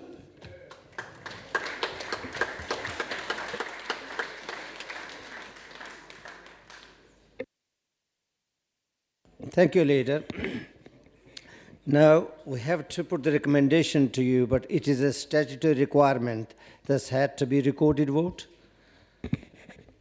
So, the recommendation from A to O, I'm going to put to you in block. So I'm going to ask the Chief Executive to stand up and take your recorded vote, please. Thank you. Thank you, Chairman. I've just been asked not to go too fast, so bear with me. And as ever, members, please, a very clear and simple for, against or abstain on the recommendations in the report, which are a composite recommendation. Councillor Benison. Councillor Burkett. Councillor Boyles. Councillor Bolton. Councillor Branson. Councillor Briggs. Councillor Brooks. Councillor Burgess. Councillor Carew. Councillor Carpenter. Councillor Carter. Councillor Chad. Councillor Chegwin. Councillor Chowdhury. Councillor Clark. Councillor Collett. Councillor Cooper Mark. Councillor Rod Cooper. Councillor Craig. Councillor Dibbs. Councillor Dowden. Councillor Edgar. Councillor Evans. Councillor Fairhurst. Councillor Forster. Councillor Frankham. Councillor Gibson. Councillor Glenn. Councillor Grajewski. Councillor Harrison. Councillor Harvey. Councillor Hare. Councillor Heron. Councillor Hiscock. Councillor Hockley. Councillor House. Councillor Hughes. Councillor Humby. Councillor Huckstep. Councillor Irish. Councillor James. Councillor Joy. Councillor Keast. Councillor Kemp G. Councillor Kendall. Councillor Curl. Councillor Latham. Councillor Manns. Councillor McAvoy. Councillor McNair Scott. Councillor Mellor. Councillor Mitchell, Councillor McAtter, Councillor North, Councillor Oppenheimer, Councillor Penman, Councillor Perry, Councillor Philpott, Councillor Porter, Councillor Price, Councillor Quantrill, Councillor Reid, Councillor Simpson, Councillor Stallard, Councillor Still, Councillor Taylor, Councillor Tennant, Councillor Thacker, Councillor Thierry, Councillor Thornton, Councillor Todd, Councillor Vaughan, Councillor Wade, Councillor Warwick, Councillor Westbrook, Councillor White, Councillor Withers, Councillor Woodward. Thank you, members.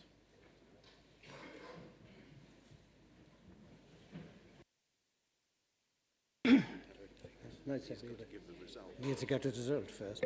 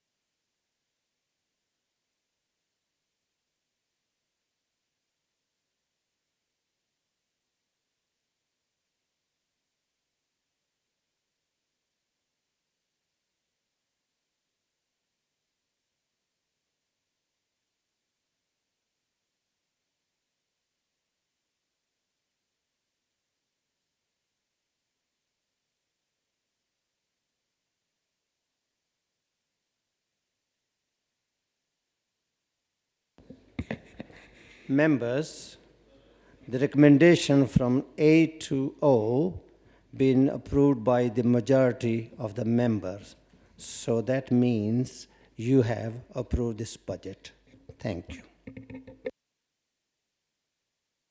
Now, members, time is just 1:05. You would like to have a lunch break, and I'll see you 2 o'clock sharp. Thank you.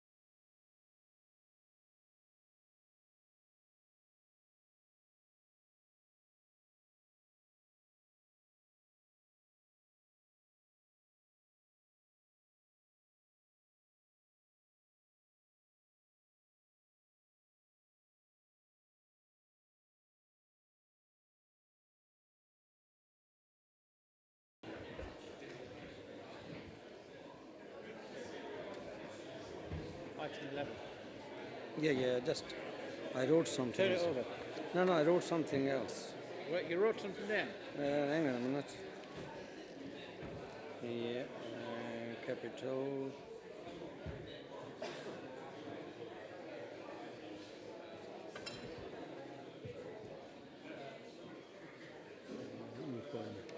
Yeah.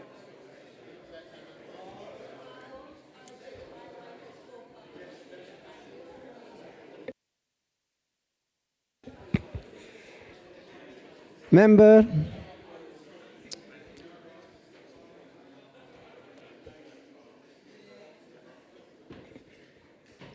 Item 11 on the audit paper is Hampshire County Council pay statement for the financial year 2020-21 to consider report of the employment in Hampshire County Council committee recommendation Hampshire County Council pay statement for the financial year 2021.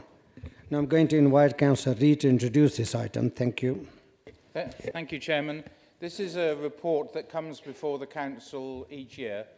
We're obliged to do it by law. What the officers do is they take last year's, update anything that's changed and submit it. So it hopefully will be a routine matter, and I do suggest that we approve it because it is an important legal requirement that we do so. Members, page 184, the recommendations. Are you in agreement? Agreed. Thank you. Item 12 on the audit paper, constitutional update. To consider the report of the Chief Executive seeking approval of the update, the County Council financial standing orders and to note change to executive portfolio with effect from 1st of April 2020. Councillor Mann, please. The report stands as it is on the order paper, but I have a small addition. I'd like to confirm an additional change to the Cabinet portfolios. Members will be aware that Britain, as I said earlier today, left the European Union at the end of last month in line with national government.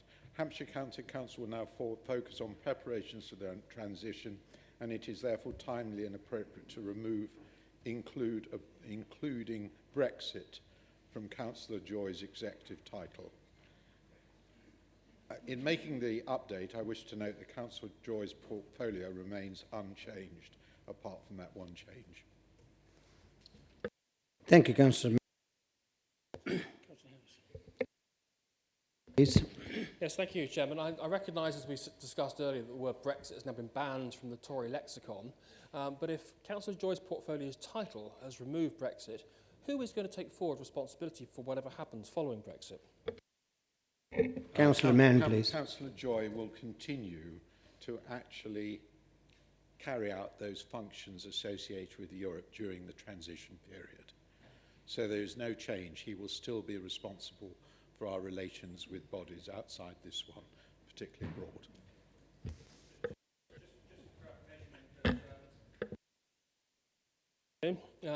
So, for absolute clarification, Councillor Joy will be responsible for Brexit without Brexit being in the title. Thank you. If that's how you wish to interpret it, Councillor House, that's entirely up to you. Thank you, councillors. Item 12 on the agenda to consider the report of the Chief Executive seeking approval of update to the County Council Financial Standing Order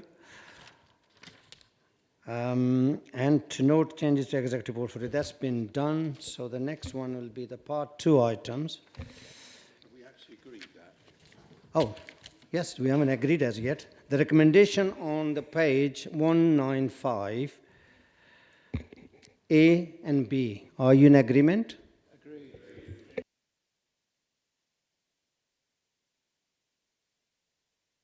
Part 2 items. Hampshire Fire Rescue Authority. To deal with the questions, let's see, submittable. So, I'm going to invite Councillor Carter to present this report. Thank you very much, Chairman. Members, but before I come to the report, can I, Chairman, just take a step back to item 1 on our agenda today, I'm sorry, I was aware that Councillor Keith Evans was in hospital early this week, and I agreed to give his apologies if he couldn't get here today, and I'm sorry I failed to do that. So I should have done that earlier on. So can Keith Evans' apologies please be recorded? Turning to the minutes for the Fire Authority meeting that was held on the 4th of December last. They are as set out on your agenda paper. I have nothing to add, Chairman, so obviously can take questions if there are any. Thank you. Any member to wish to ask any question to Councillor Carter? Any debate? Thank you.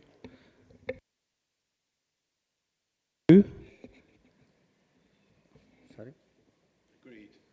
Are you agreed? Thank you. Item 14, Constitutional Arrangements, Appointments to the Health and Wellbeing Board for Hampshire. To receive a report from the Chairman of the Health and Wellbeing Board, Hampshire, notifying the Council of the appointment made to the board under delegated authority. Councillor Fairhurst, please. Thank you. It's just for members to note the appointment of two fairly senior fire officers to Hampshire Fire and, to the Hampshire Health and Wellbeing Board. We are extremely grateful to the Hampshire Fire and Rescue for all the work they do in their safe and well visits and some of their falls prevention work they do in the north of the county. And I'll leave it there. I'll take questions. Thank you. Any questions? Oh, Councillor Carter, please. Sorry. Thank you, Chairman. Just to add to what Councillor Fairhurst has just said, Rob Cole is the Assistant Director Operations. Glenn Bowyer is Group Manager Prevention, and members will be interested to know, I'm sure. These are two very senior fire officers, and the fire service takes this appointment very seriously. But members will be interested to know that Rob Cole is actively involved with the Grenfell Fire Inquiry.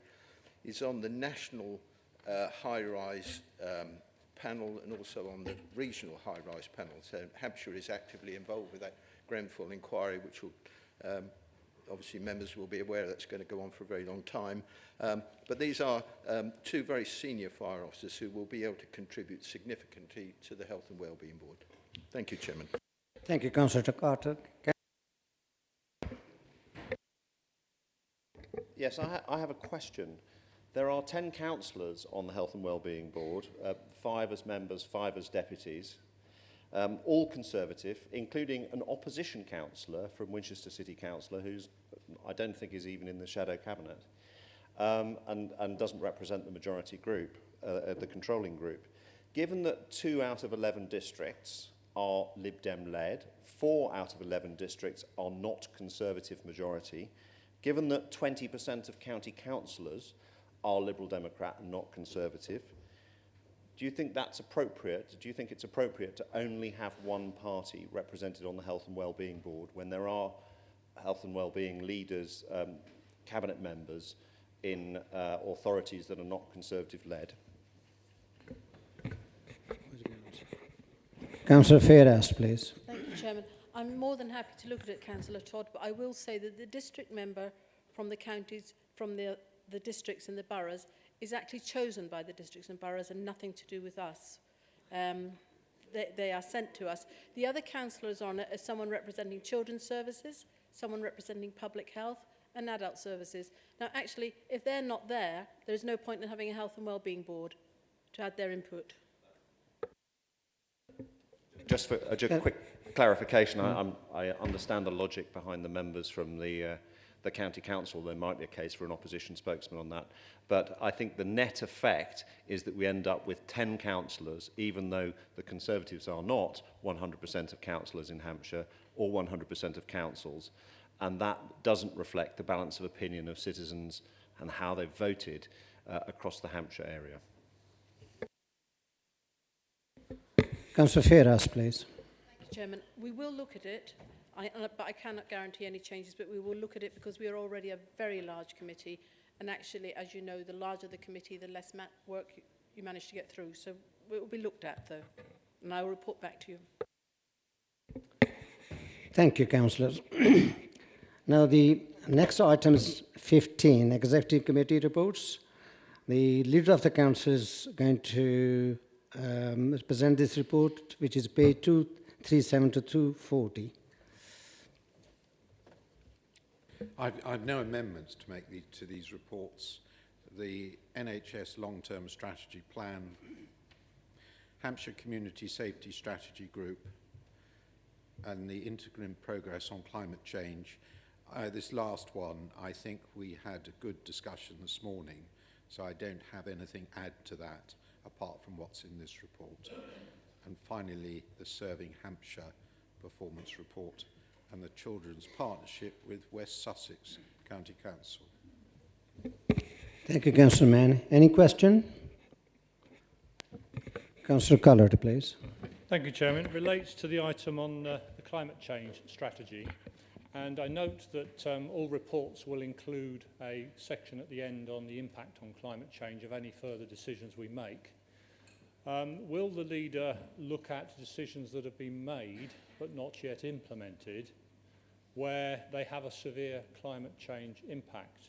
And I'm thinking in particular the buses from Ansell's Farm for the children to get to school, where something like 100 children are taken by bus, and in future will almost all certainly be driven by car.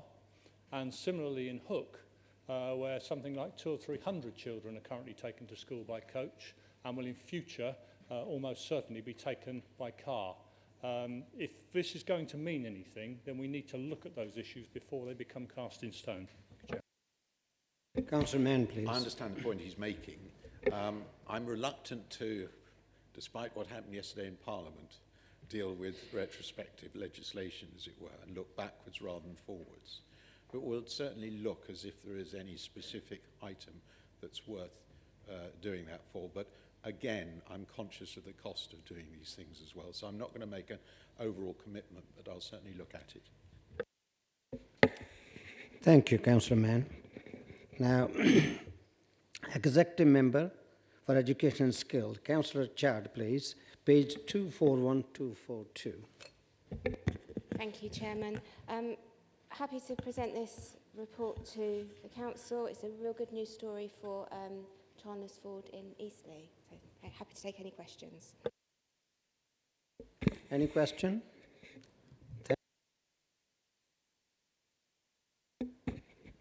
Executive Member for the Adult Social Care and Health, Councillor Ferras, please. Thank you, Chairman. I'm pleased to present this Part 2 item on older persons' day service contract extensions, demand management and prevention grants. Happy to take any questions now or later. Thank you. Any question? Thank you. Last one, Executive Member for the Public Health, page 245246, Councillor Krajewski, please. Thank you, Chairman. Yes, this just outlines the alcohol nurse service grants, which I approved at my decision day in November. Again, I'm happy to take questions or answer questions later. Thank you. Any question? Members, as the time is now 2:15, we finish our council business. Thank you very much for your attendance and cooperation. Safe journey home. We close the meeting. Well done, John. Thank you.